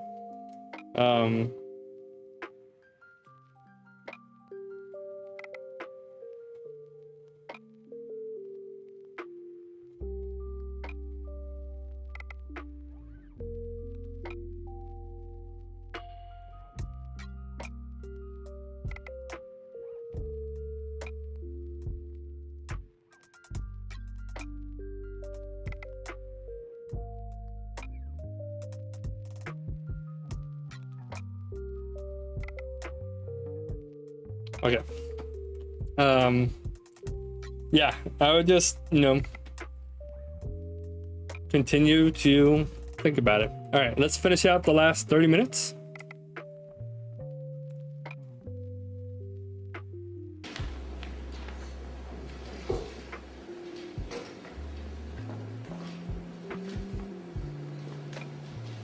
In my opening speech, I remarked that there are really two avenues to a knowledge of Jesus' resurrection, the historical and the experiential. And tonight we've been primarily preoccupied with the historical. I've argued first that there are 4 historical facts which any adequate historical hypothesis must account for, and that second, the best explanation of those facts is that Jesus rose from the dead. Now, I don't think that we've seen any of those 4 facts refuted today. The majority of scholars, in fact, do agree with the arguments that I gave for Jesus' honorable burial by Joseph of Arimathea, for the fact that the tomb was found empty, for the appearances of Jesus to various individuals and groups, and for the origin of the disciples' belief in Jesus' resurrection. Dr. Ehrman's dropped his argument based on the inconsistencies in the narratives, as I showed that those lie in the peripheral details, not at the heart of the narratives, and that we have a remarkable harmonious account of these 4 fundamental facts. His only point that remained in the last speech was with respect to the women's role, and again I would simply suggest that as women disciples of Jesus who are faithful to Jesus and involved in his support and following him, they don't represent marginalized people. And besides that, is independently attested. This is not a marked feature, remember. We have multiple independent sources of the women's role in the discovery of Jesus' empty tomb. So what about that second crucial contention that the resurrection of Jesus is the best explanation? I showed how the argument based on probability that he gives over and over again in his written word is fallacious. And he says, well, Hume isn't talking about my argument, he's talking about the impossibility of miracles. That is simply mistaken. Hume's argument is against the identification of miracles based upon their improbability. And that doesn't answer my fundamental point, that he cannot say the resurrection of Jesus is improbable, because he says the historian can't make judgments about that sort of thing. And even if it were improbable, he's got to consider all of the other evidence that would outbalance that. Now he says, well, look at these other hypotheses. Perhaps, for example, family members of Jesus stole the body. Isn't that more probable? Well, I don't think so. Notice there's no motive in that case for stealing the body. The family members of Jesus didn't believe in him during his lifetime. Nobody else other than Joseph and his servants and the women disciples even knew where the body had been interred. The time was insufficient for such a conspiracy to be hatched and launched between Friday night and Sunday morning. Also, the grave clothes in the tomb disprove the hypothesis of tomb robbery. Nobody would undress the body before taking it away. His conspiracies like this always come to light. His Roman guards would have been happy to inform the Jewish leaders of what had happened. And this hypothesis can't explain either the appearances of Jesus nor the origin of the Christian belief in his resurrection. So for all those reasons, that's an improbable hypothesis. By contrast, Also, I want to mention here too, I just thought about this with regards to the tomb. One thing that I learned in one of my classes, and again, I don't claim, nor will I probably ever claim to be 100% knowledgeable on everything. That's why I just give things to think about, because I don't know the answer for everything. So hopefully I don't come across that way. But anyhow, one of the things that I learned in class that seemed plausible, same thing with like what he's saying here, in the empty tomb, the don't know if it was the shroud or if it was another piece of cloth was folded on the platform where his body would have been laid down. And in those days, at a meal, if you are coming back to your place at the table, like you had got up to go get some more wine, or you went up to go some more food, you would fold your cloth up and put it next to your plate to signal to the waiters or probably slaves back in the day, that you are coming back to your plate, so don't pick up anything, don't take anything. Okay, so yeah, the cloth on the face was folded. So the folded cloth was representing that, hey, I'm coming back. So I think that's another case for the resurrection story. which I found interesting. I hadn't known that about the culture of the day, but it's very similar to today, where I don't know if you guys have ever done like a formal meal, like a formal dinner, and I'm talking about like really formal, like tuxedos, and like they only serve from the right, they pick up from the left. Your signal to them that you're done eating is you cross your silverware on your plate, and they know to pick up your plate.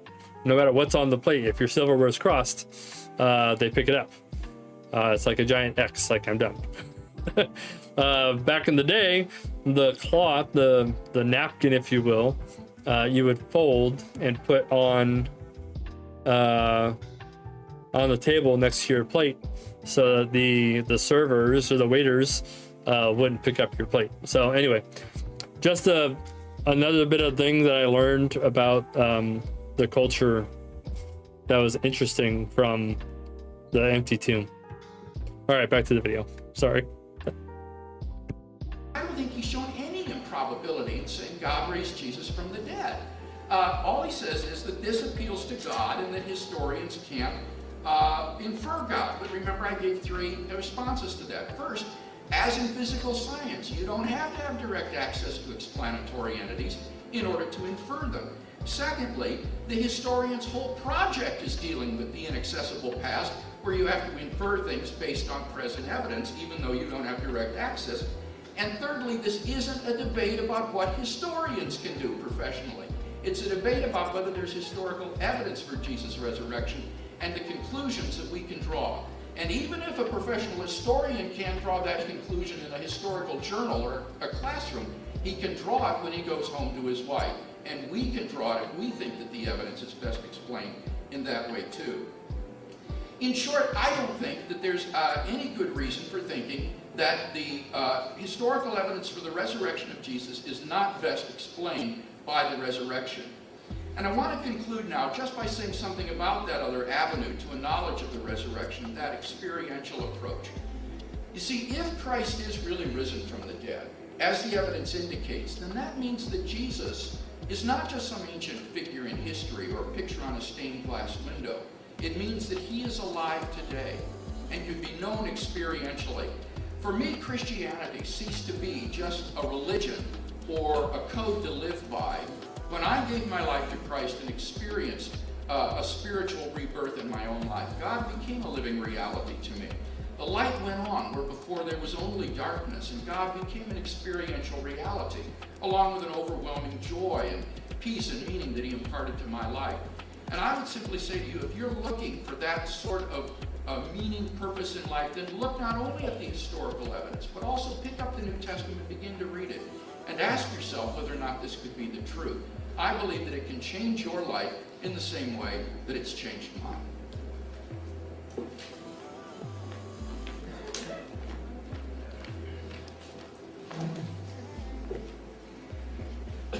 Well, I appreciate very much the personal testimony, Bill. I do think, though, that what we've seen is that Bill is at heart an evangelist who wants people to come to share his belief in Jesus, and that he's trying to disguise himself as a historian as a means to that end.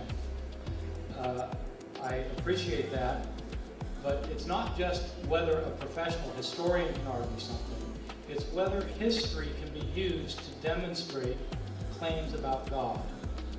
I have, in fact, disputed the 4 facts that he continually refers to. The burial by Joseph of Arimathea, I've argued, could well be a later invention. The empty tomb also could be a later invention. You don't have a reference to it in Paul. You only have it later in the Gospels. The appearances of Jesus may just as well have been visions of Jesus as they were physical appearances of Jesus, because people did and do have visions all the time. And an earlier point that Bill made, that the disciples were all willing to die for their faith. I didn't hear one piece of evidence for that. I hear that claim a lot, but having read every Christian source from the first 500 years of Christianity, I'd like him to tell us what the piece of evidence is that the disciples died for their belief in the resurrection. Bill went on to talk about why, in fact, the scenario doesn't work. He says it's more implausible that the family members stole the body than it would be to say that God raised Jesus from the dead. Why? They'd have no motive. Well, in fact, people act for all sorts of motives, and motive is one of the most difficult things to establish historically. Maybe his family wanted him to be buried in the family tomb. No one knew where he was buried, he says. Well, that's not true. In fact, the Gospels themselves says the women watched from afar, including his mother. There wasn't enough time for this to happen. It happened that night. How much time does one need? It doesn't explain the grave clothes. Well, the grave clothes are probably a later legendary embellishment. It can't explain the appearances of Jesus. Yes, people have visions all the time. Once people come to believe Jesus' tomb was empty, they come to believe he's raised from the dead, and they have visions. I'm not saying I think this happened. I think that it's plausible. It could have happened. It's more plausible than the claim that God must have raised Jesus from the dead. That is not the most possible, probable historical explanation. You will have noticed the bill had 5 more minutes to answer my questions, and he's refused to answer my questions, and one might ask why. Let me conclude by telling you what I really do think about Jesus' resurrection. The one thing we know about the Christians after the death of Jesus is that they turned to their scriptures to try and make sense of it. They had believed Jesus was the Messiah, but then he got crucified, and so he couldn't be the Messiah. No Christian, no Jew prior to Christianity thought that the Messiah was to be crucified. No Jew prior to Christianity thought that the Messiah was to be crucified. The Messiah was to be a great warrior, or a great king, or a great judge. He's to be a figure of grandeur and power, not somebody who's squashed by the enemy like a mosquito. How could Jesus, the Messiah, have been killed as a common criminal? Christians turned to their scriptures to try and understand it, and they found passages that refer to the righteous one of God suffering death. But in these passages, such as Isaiah 53, and Psalm 22, and Psalm 69, the one who is punished or who is killed is also vindicated by God. Christians came to believe their scriptures that Jesus was the righteous one and that God must have vindicated him. And so Christians came to think of Jesus as one who, even though he had been crucified, came to be exalted to heaven, much as Elijah and Enoch had in the Hebrew scriptures. How then is Jesus the Messiah, though, if he's been exalted to heaven? Well, Jesus must be coming back soon to establish the kingdom. He wasn't an earthly Messiah, he's a spiritual Messiah. That's why the early Christians thought the end was coming right away in their own lifetime. That's why Paul taught that Christ was the first fruit of the resurrection. But if Jesus is exalted, he's no longer dead. And so Christians started circulating the story of his resurrection. It wasn't 3 days later they started circulating that story. It might have been a year later, maybe 2 years.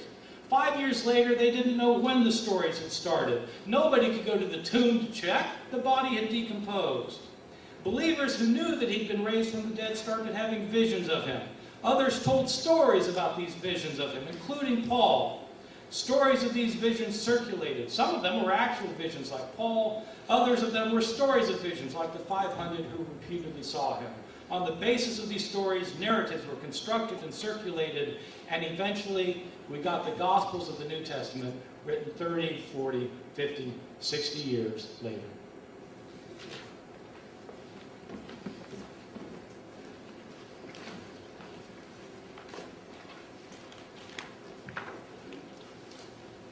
We have a period for questions.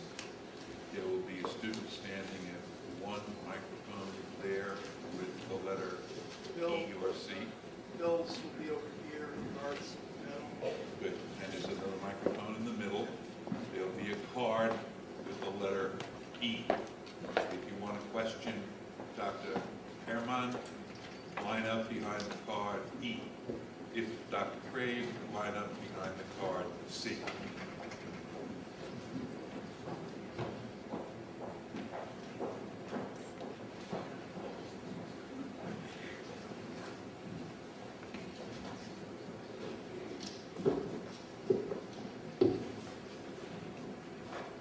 Now, the questions will be posed alternately.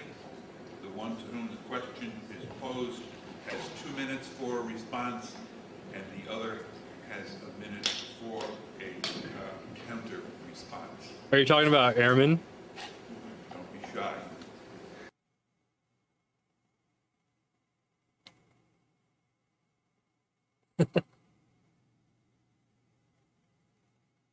I mean, that's what he pointed out, right, in his first thing.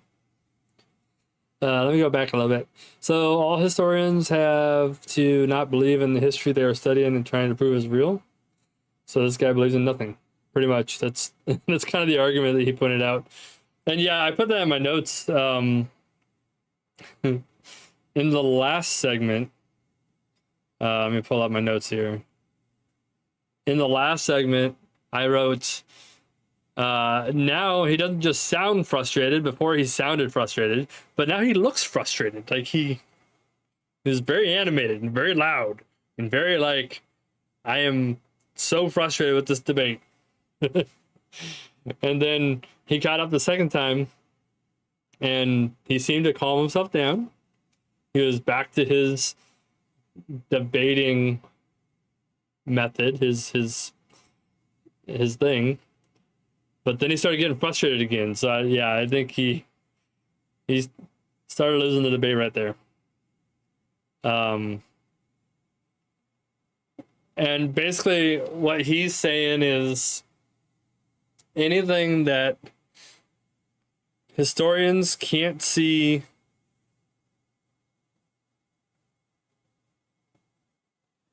if it's in the past, it's in the past, and therefore it can no longer be verified. So the fact that I had, what did I have for lunch yesterday? I don't know. Let's just say I had meatloaf and mashed potatoes for lunch yesterday. The fact that I had had meatloaf and potatoes for lunch yesterday is now in the past. And there is no evidence that I had mashed potatoes and meatloaf yesterday for lunch because it's no longer in the fridge. I've consumed it and the dishes have been washed. So therefore, I cannot prove that I had meatloaf and mashed potatoes for lunch yesterday. But I'm telling you that I had meatloaf and potatoes for lunch yesterday, and therefore the story must be true because I'm telling you as a first-hand account. But I can't prove it. And if a historian was to come up to me and say, hey, what'd you have for lunch yesterday? I would tell him, but he would have no way to prove it. Dude has much for brains. All right, we don't need to get to degrading him. Come on now. No personal attacks. It's not what we do here.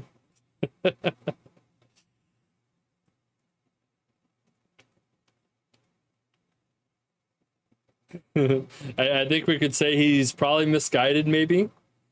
Maybe we can say that he has a lot more introspection to do. It's in the past, can't prove I said it. Fair enough. All right. Let's get to this question and answer session. We got 20 minutes to go, and then we can talk some more before I have to go pick up my daughter from school. So here we go. Any questions for Dr. Ehrman? Dr. Ehrman is here, Dr. Gray there. Yeah, I don't think that mic's on. Oh.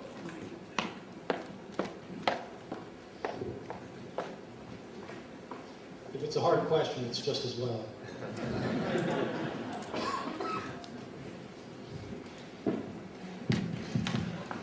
Did he just say he doesn't want a hard question? For Dr. Ehrman, thank you so much for your presentation. One of the comments you made was that a historian can't presuppose belief in God.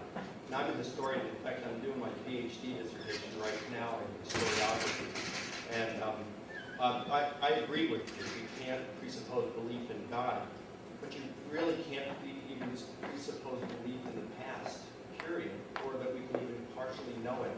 We have to be able to back that up. And so the historian can't have presuppositions. They have to back up whatever metaphysical beliefs that they're going to bring to the table And so if you're going to believe in God, like Dr. Craig, you have to justify that.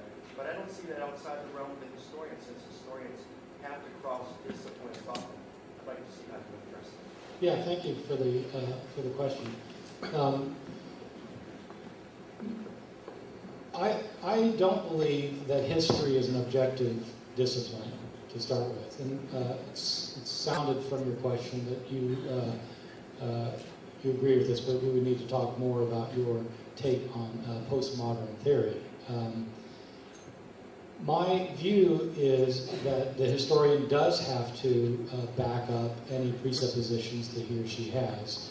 But my point is that for the historian to do his or her work requires that there be certain shared assumptions. And it's fine to state what those assumptions are, but they're assumptions that have to be agreed on by people of various theological persuasions. And they have to be assumptions that are rooted in things that can be observed. The activity of God can't be observed. So we might very well disagree on important historical events. Oh, I'm being timed. That's right. Thank you.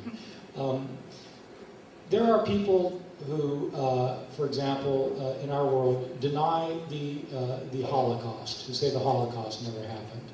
Well, how does one demonstrate that the Holocaust happened? Well, one gets together materials of eyewitness reports and photographs and movies, and you get information that historians agree is valid information, and you try to make a case. But it has to be the kind of information that historians of every stripe agree is valid information, such as eyewitness testimony. And appeals to the supernatural are not accepted in the historical community as being valid criteria on which to evaluate a past event. Part of the reason for that is because one could come up with alternative theological explanations. I see I'm out of time. I was going to give you an alternative theological explanation for the resurrection, but I'll save it for another time. Dr. Ehrman's view seems to be that in order to do history, you have to presuppose a kind of methodological atheism. And it seems to me that that's not only false, but as I say, it is literally self-refuting. Because if it is true that the historian can make no judgment about God, then he cannot make the judgment that it's improbable that God raised Jesus from the dead. And therefore, he cannot make any probability assessment of the resurrection on the background knowledge. This would be an inscrutable value. And if it's inscrutable, then he cannot make judgments about its comparative probability to these fanciful naturalistic alternatives he's given us. So it seems to me that the historian has to be open, at least methodologically. He can't be a methodological atheist. And in any case, again, it's not a debate about what historians can do. I, as a philosopher, I think, can certainly draw this inference on the basis of the historical evidence, and there's nothing illegitimate or illicit about doing that. A question for Dr. Craig. So what I heard there, what I kind of took away from that, is basically historians can't be closed-minded. And the problem is, as human beings, regardless of your faith background or no faith at all, you have bias.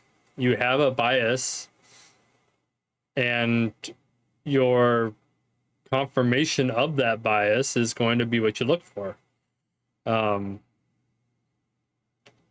if you're going to do history properly, you have to do your best to set aside all your biases so that you can look at all the evidence with open eyes. And that's really hard for anybody to do because we have our biases, and some biases are so intrinsically intertwined into who we are that we don't even know we have the bias at all.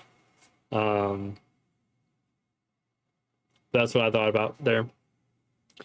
Anyway, welcome in, who made good points, Ehrman or Craig, or both? The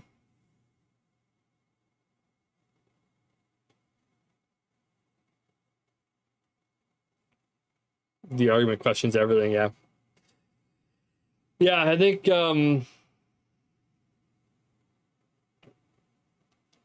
at some point you have to come to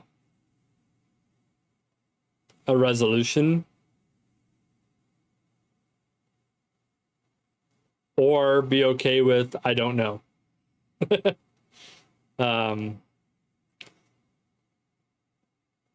Standard debate getting down to semantics, yeah. Yeah, so I think when it comes to when you look into this stuff,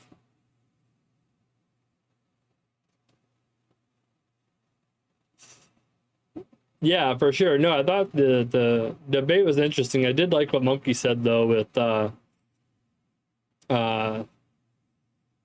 you know, it's an apples and oranges conversation between a philosopher and historian. I think at the end, Craig started to lean more into the historian side of things. I think it would have been better if he started there. But yeah, anyway. Yeah, I think that I would agree that historians can't be closed-minded when they're looking at evidence. And you know, we have the same thing in the legal system, right? Like you know, a cop arrives to a murder scene, or what is assumed to be a murder scene. You have a dead person on the floor. You have somebody else holding a bloody knife and they're over the person on the floor. Well, they can assume that that person killed the person that's on the floor, but maybe that person arrived and was trying to, you know, assess the situation or not clean up, but checked if the person was alive, and, you know, they were trying to help the victim. And so the cop can't just assume that the person with the knife is the murderer. They have to find the evidence. They have to prove that that happened. And yeah, I think innocent before proven guilty is a thing that we do nowadays. No, guilty before proven innocent, there we go, is a thing that we do nowadays, when actually it's innocent before proven guilty. So yeah, I agree that historians can't be closed-minded. They have to take all the evidence that they can gather, whether it's oral or written, and come to a conclusion of what actually happened in history. All right, let's keep going. Dr. Greg, we need to put Dr. Ehrman's questions to bed of you, which are, do you think that there's any problems, mistakes, or errors in the New Testament documents? And second, he's suggesting that you say that because Mark is unembellished as a source, that Matthew is embellished as a source, and you said that you think that later sources like Matthew are embellished. So we need to answer. Okay. Dr. Ehrman is trying to play a little debater's trick here on me, to which I simply refuse to participate. The criterion at issue is if an account is simple, shows a lack of theological embellishment, and so forth, then it is more likely to be probable and credibly historical. And I think that's true. But this isn't a debate over biblical inerrancy. So my attitude toward whether I think there are errors or mistakes in the Bible is irrelevant. That would be a theological conviction. Historically, I'm using the same criteria that he is, and I'm perfectly open to his showing that there are errors and mistakes in the narratives. That's not the issue tonight, biblical inerrancy. That was a big issue in his personal life that led him to abandon his Christian faith. But I'm not presupposing any sort of doctrine of theological inerrancy or biblical inspiration. Nor are those scholars who think that these four facts are established by the criteria of authenticity that he himself champions. So my attitude theologically toward the reliability or mistakes in the Bible is just irrelevant tonight. The question is, what can you prove positively using the standard criteria? And my argument is that when you use those criteria, you can prove positively those basic four facts about the fate of Jesus subsequent to his crucifixion. question for Dr. Ehrman? No, I could respond to that. And I mean, once again, so apparently it's okay to have theological assumptions about the resurrection, but it's not okay to have theological assumptions about the historical sources that the belief in the resurrection is based upon. If the belief in the resurrection is based on certain sources which are in the Bible, and if these sources, by their very nature, have to be inerrant, then naturally you will conclude that the resurrection had to happen. But Bill refuses to tell us whether he thinks that the Bible has errors in it or not. He won't tell us that because he teaches at an institution which professors agree that the Bible is inerrant without any mistakes in all of its words. And so he cannot believe that the Bible has mistakes. If he does think the Bible has mistakes, then I'd like him to tell us 2 or 3 of them. If he doesn't think they have mistakes, I'd like to know how he can say that he's using the Gospels of the New Testament as historical sources. He can't critically evaluate his sources. And the one thing that historians have to do is to be able to critically evaluate the sources that they're basing their claims on.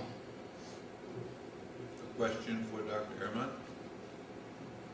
Yes, thank you, Dr. Ehrman. My question is, do you believe that theology is in any sense Would you take your hand off the mic? Sorry. Go ahead. Do you believe that theology is in any sense a valid source of knowledge? Or do you believe in philosophical naturalism? And in the context of your role as a historian, do you believe that the only valid methodology for a historian is to operate in a naturalistic context? You're going to have to speak louder because I'm sorry, I can't hear you, and I think the mic just went dead. So I got the first bit about do I think that that whether theological knowledge is valid knowledge, but I lost you right after that. Thank you. That was the first part. Your question? The second part of the question.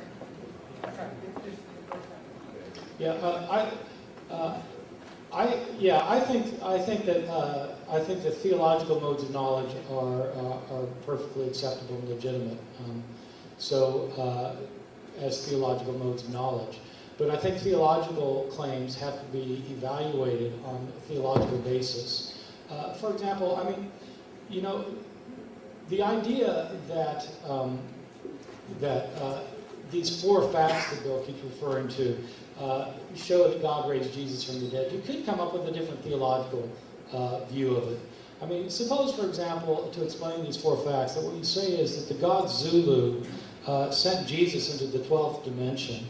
And in that 12th dimension, he's periodically released for return to Earth for a brief respite from his eternal tormentors. But he can't tell his followers about this because Zulu's warned him that if he does that, he'll increase his eternal agonies.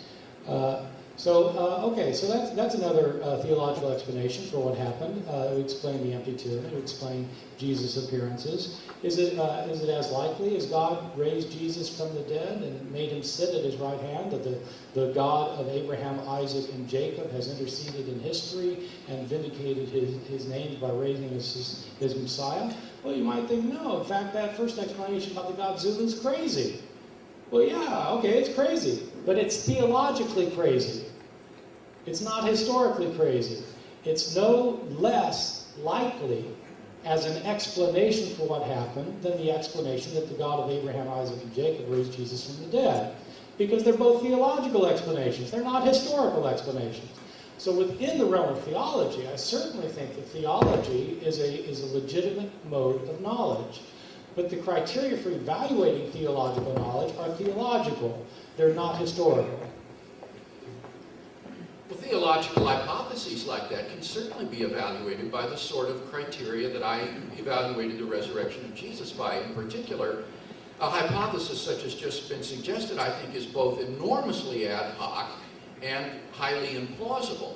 Whereas given the religio-historical context in which Jesus' resurrection putatively occurs, I think it's extremely plausible to think that this is the God of Israel's vindication of Jesus of Nazareth's radical personal claims to be the Son of Man and the revelation of God the Father to mankind. So granted, a miracle apart from a religio-historical context is inherently ambiguous. When you give that context, I think that provides the key or the clue to the proper interpretation of the miracle. I do think that we need to evaluate theological claims philosophically and according to those same sort of criteria that I propose we use in evaluating explanations of these facts. Question for Dr. Craig. I'm very interested in the probability equation you gave. To say that it's probable that Jesus was resurrected, you must have put numbers into that equation and got an answer of greater than 0.5. I'm very interested in what the actual number was and the margin of error for it and how the individual numbers in it were determined. Thank you for that question. Richard Swinburne, who's professor at Oxford University, has written a book on incarnation and resurrection, in which he actually uses the probability calculus that I've just given, and he comes out with an estimate of 0.97 for the resurrection of Jesus in terms of its probability, and you can look at his book for that. I myself don't use the probability calculus in arguing for the resurrection of Jesus. The reason I brought it up is because of the response to the Humean sort of argument that Dr. Ehrman was offering, which I think is completely misconceived because he tries to say the resurrection is improbable simply because of the improbability of the resurrection on the background information alone. In fact, I think that probability is inscrutable. Given that we're dealing with a free agent, I don't see how we can assess or assign specific numbers to those. So the way in which I argue for the resurrection is not by using the probability calculus, it's by using what's called inference to the best explanation, which is the way historians normally work. That is to say, you assess competing historical hypotheses in terms of criteria like explanatory power, explanatory scope, plausibility, degree of ad hocness, concordance with accepted beliefs, and so on and so forth. And I'm prepared to argue that when you put the resurrection hypothesis next to naturalistic alternatives, you will be able to show on balance that the resurrection hypothesis comes out far outstripping its rival naturalistic theories, unless you presuppose some sort of methodological atheism to bar this. And I think that's what Dr. Ehrman does. In the same way I'm a believer and therefore find God's existence quite plausible, as an unbeliever, I think he finds this just absurdly improbable. But he's not given us any reason to think either that God's existence is improbable or that it's improbable that God raised Jesus from the dead. In fact, he can't give an assessment of that probability given his claim about the limits on the historian.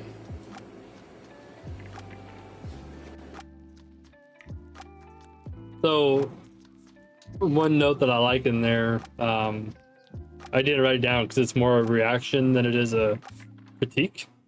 One, I like that there's a mathematician out there that said the plausibility was 0.97. That's pretty funny, using the math or whatever. But I wanted to react to the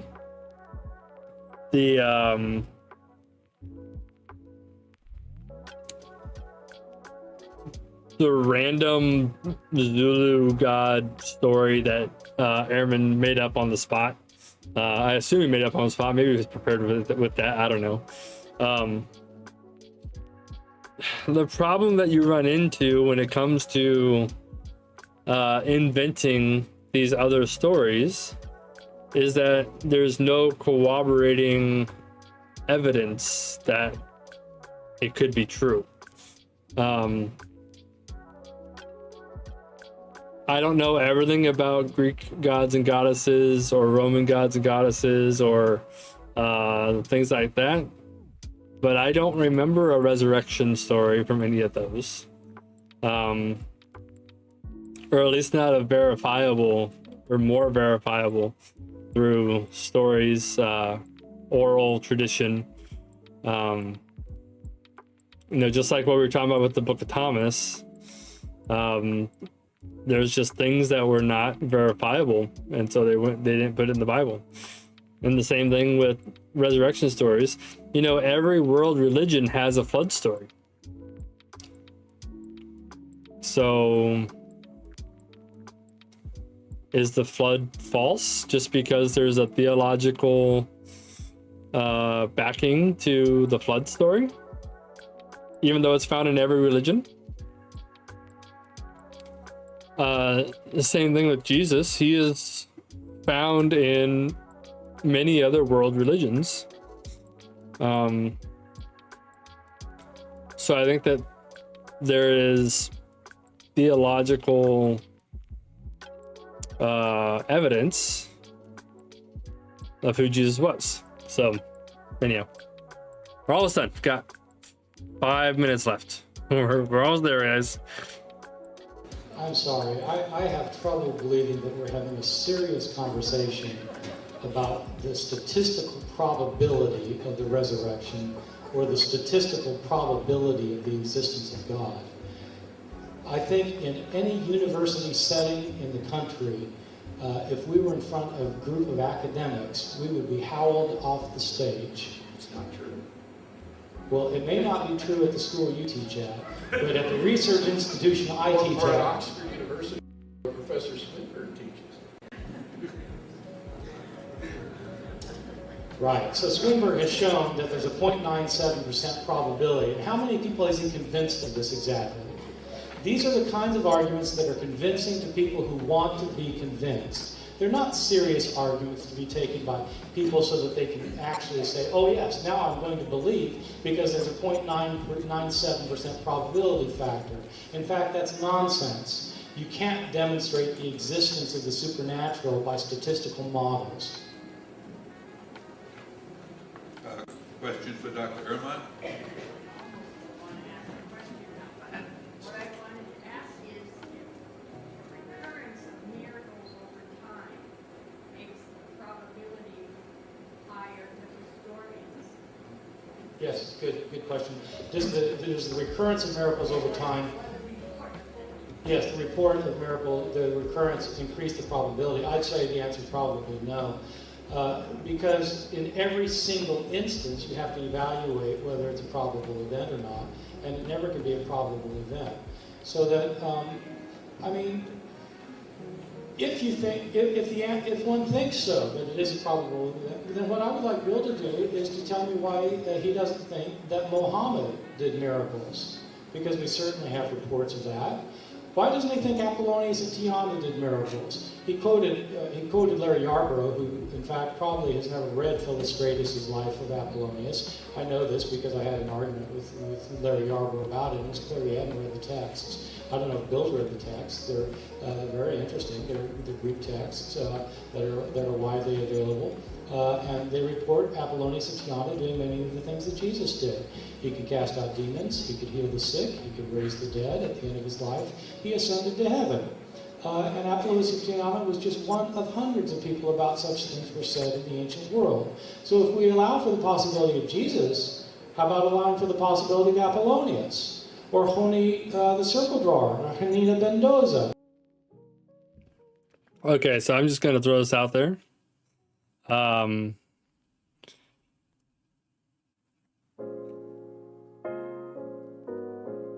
Why is he putting God in a box? Can God not work miracles wherever he wants?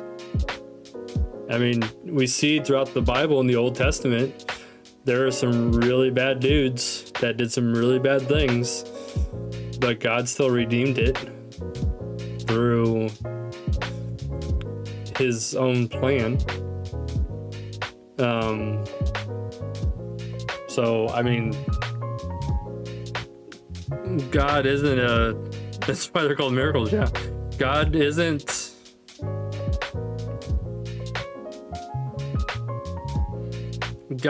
for just one people group. God's for humanity. God's for his creation. He wants everyone to acknowledge him. Whether they do or not, that's on them. That's the whole free will argument. But just because, I mean, even Jesus, when the disciples came back to Jesus and said, hey, we have this guy, we've tried to cast out the demons and we can't. And Jesus said, well, this isn't for you to be able to do. That's his own disciples, and they can't do what they're being called to do because of whatever reason. And like, God's for humanity from day one to present, and then throughout whenever future is, right? So why can't God allow this person in a history, you know, in this oral tradition, I'm sure, cast out demons or heal people? God's for healing. God's for casting out demons. God's for his creation. Anyway, I'm curious to see if Craig says the same thing. That's just my take on it. Or the Emperor Vespasian, or you can make a list as long as your arm of people. Now, the reason we don't know about these people is because, of course, the only miracle-working Son of God we know about is Jesus. But in fact, in the ancient world, there were hundreds of people like this, with hundreds of stories told about them. But that's not history. History's in the past. You can't prove it. We discount them because they're not within our tradition. That's why my alternative explanation of Zulu sounded implausible to Bill, is because in his tradition, it's the God of Jesus. The God of Abraham, Isaac, and Jacob, who must be involved for the world. Of course, people from other religious traditions say that other gods are involved. So this isn't just a question about whether God's involved. Which God is involved?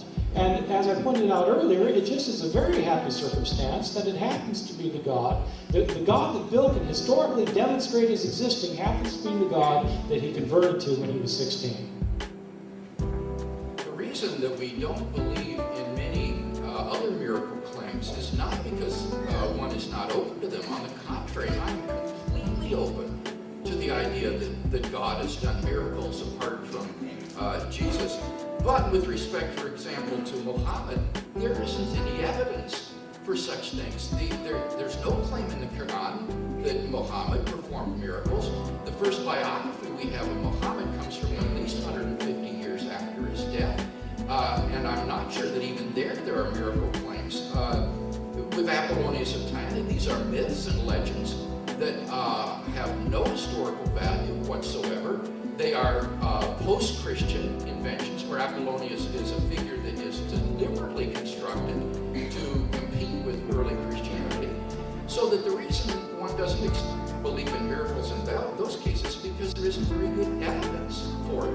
But by contrast, most New Testament scholars, as Bart Ehrman knows, do believe that Jesus of Nazareth carried out a ministry of miracle working and exorcisms. That whether you believe they were supernatural is an additional step, but there's no doubt today that Jesus of Nazareth was what he thought was a miracle worker. We now may applaud. All right, we made it. 2 hours.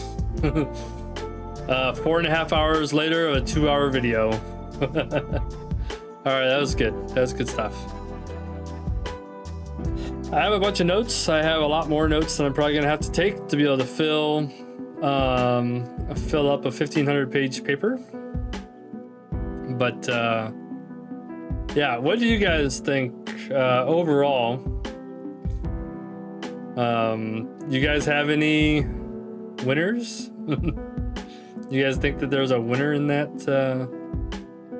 Let me go to my other screen here. There we go.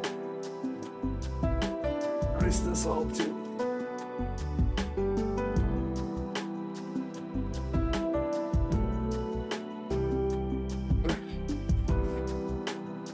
Oh, okay.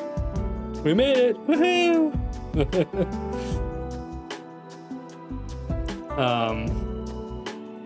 Yeah, I think, and I don't know who this was, it Apollonius or something like that. Sorry, I'm biased. If this was a post-Christian, post-Jesus story, I mean, you can say the same thing about Superman. Superman has a whole lot of similarities to Jesus, with the exception of kryptonite. The difference, I think, between, and maybe it's not even a difference, but this Apollos guy, or whatever his name is, you know, he could have been the Superman story of the day. You know, Superman was created by Jews, Messianic Jews, Jews who believed in Jesus, and that's why a lot of his story matches up with Jesus's story. So, yeah.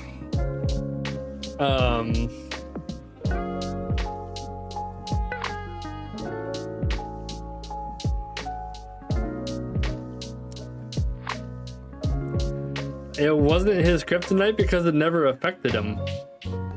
He never succumbed to sin, so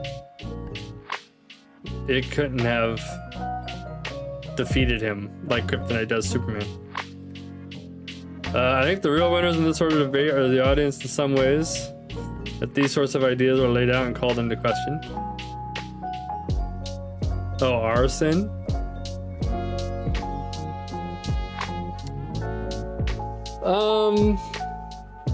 I guess maybe that could be represented that way. I could see that.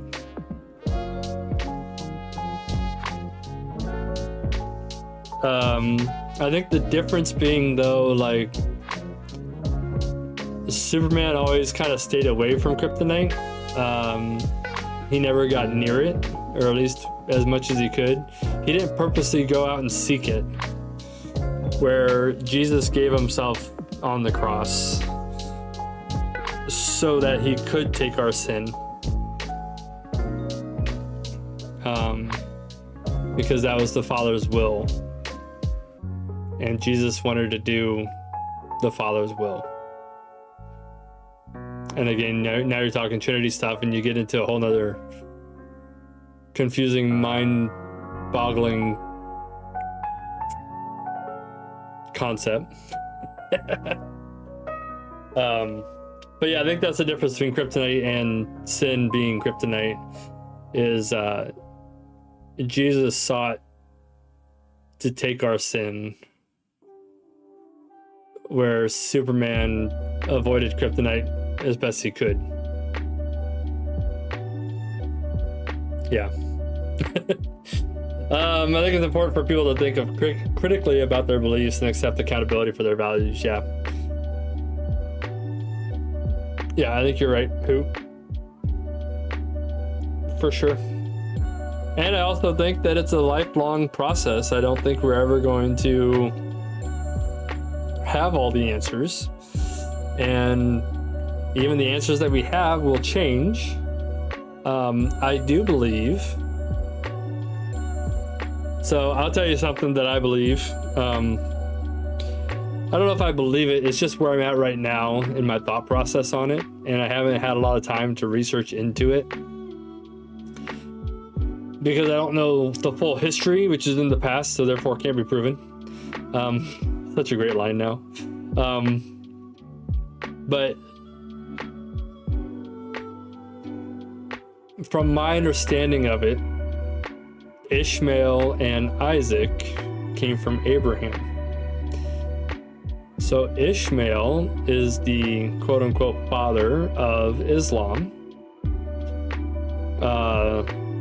because God promised him many nations as well as Abraham, or as well as Isaac. You know, the many nations through Abraham. So hear me out before you say anything, okay? Because I get this in a lot of... I've gotten into some discussions before, and it's because people aren't listening to everything I say about it. In the Islam faith, Allah is God the Father. But the reason why Allah isn't God is because they don't attribute the Trinity to Allah. So the concept of Allah is the same as God the Father. It is the same person, But because they don't acknowledge the Holy Spirit and they don't acknowledge Jesus as God, Allah is not the true God.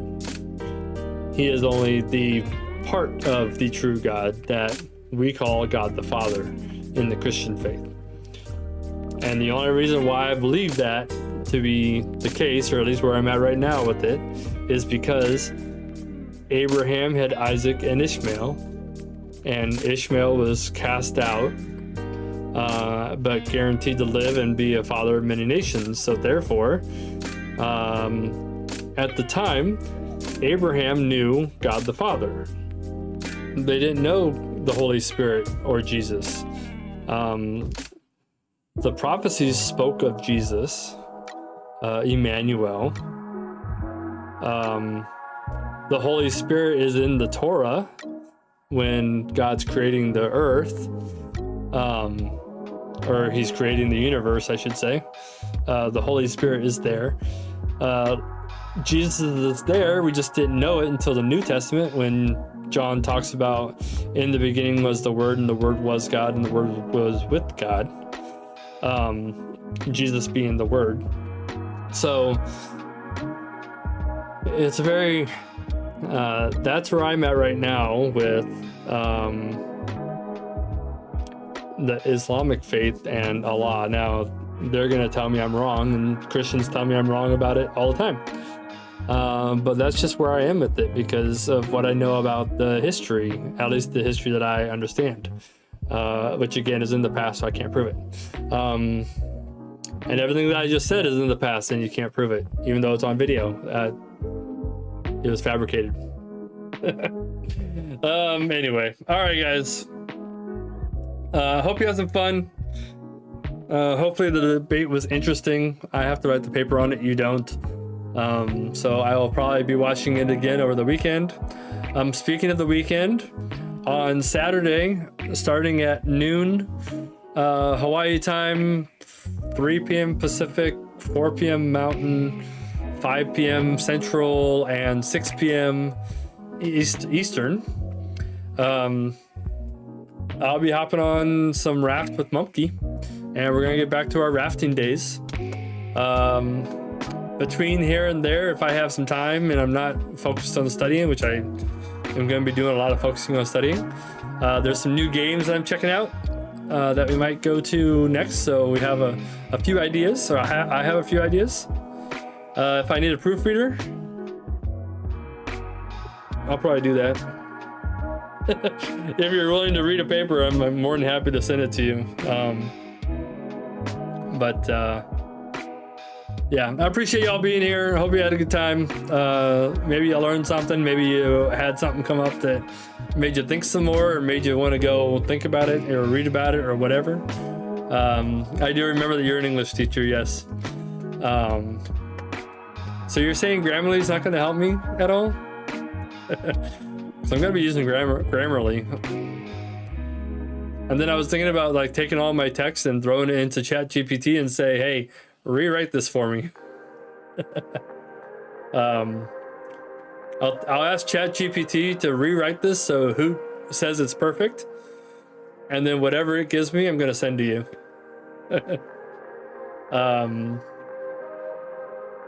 You missed the first hour, yeah. No worries, that's why it's out there.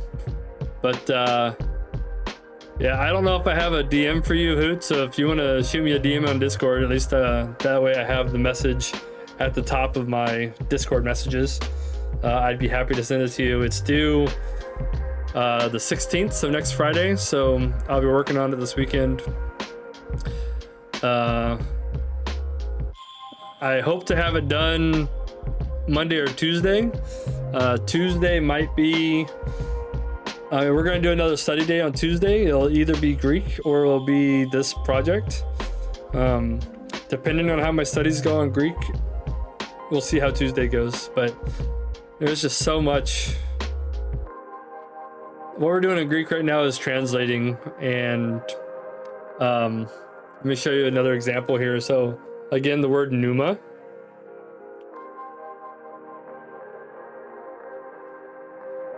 Camera, focus. pneuma.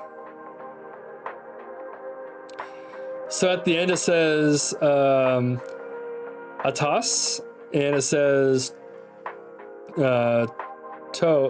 two.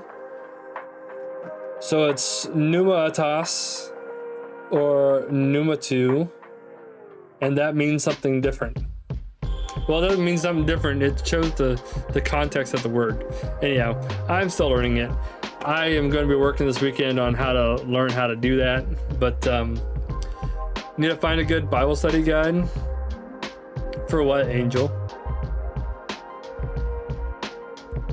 Because I think there's a bunch of Bible study guides, but they're all focused on a specific topic.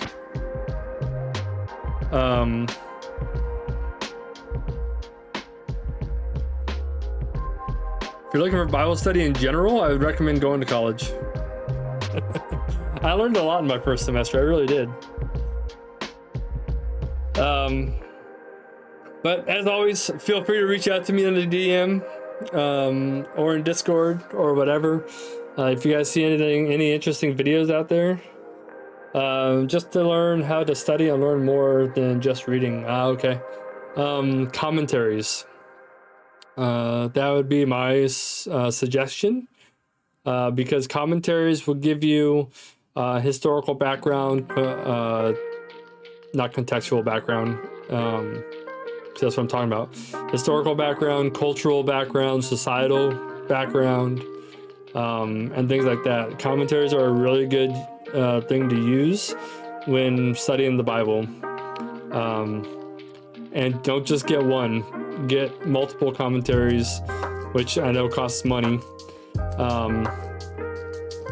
But most of them will probably say a lot of the same thing, but there's some that throw a little bit of different information in there. So commentaries are a really good resource to use when studying the Bible. Yeah. Like I said, I got a lot of my Bible study ability, I guess, from going to college. My first, my bachelor degree, which is, a year and a half of classes, helped me learn how to study the Bible better. So my suggestion, though, if you're not going to look at commentaries, is finding out when you read something, the cultural and societal norms of the day that it was written. Because that's why Jesus did a lot of parables about farmers, because that was the cultural norm of the day. Today, there's not a lot of farmers out there. It's not majority farmers. There's a lot of farmers out there, but they're not majority anymore, like they used to be. But that's why the parable of farming was a big thing. But anyway, I gotta hop off here and go get ready to pick up my daughter from school, and then continue to work on something. I'll probably work on Greek, and then tomorrow I'll probably read for my class tomorrow night. So hopefully that helped. Hopefully y'all had a good time. Feel free to fire questions at me if you want to. Again, I'm not the end all be all of everything by any means, but I'm always happy to help with the knowledge that I do have, or the resources that I do have. So just let me know.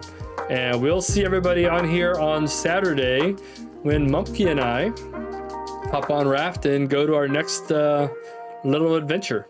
So until next time, everybody, hopefully you have a great time, and we'll see you later. Peace.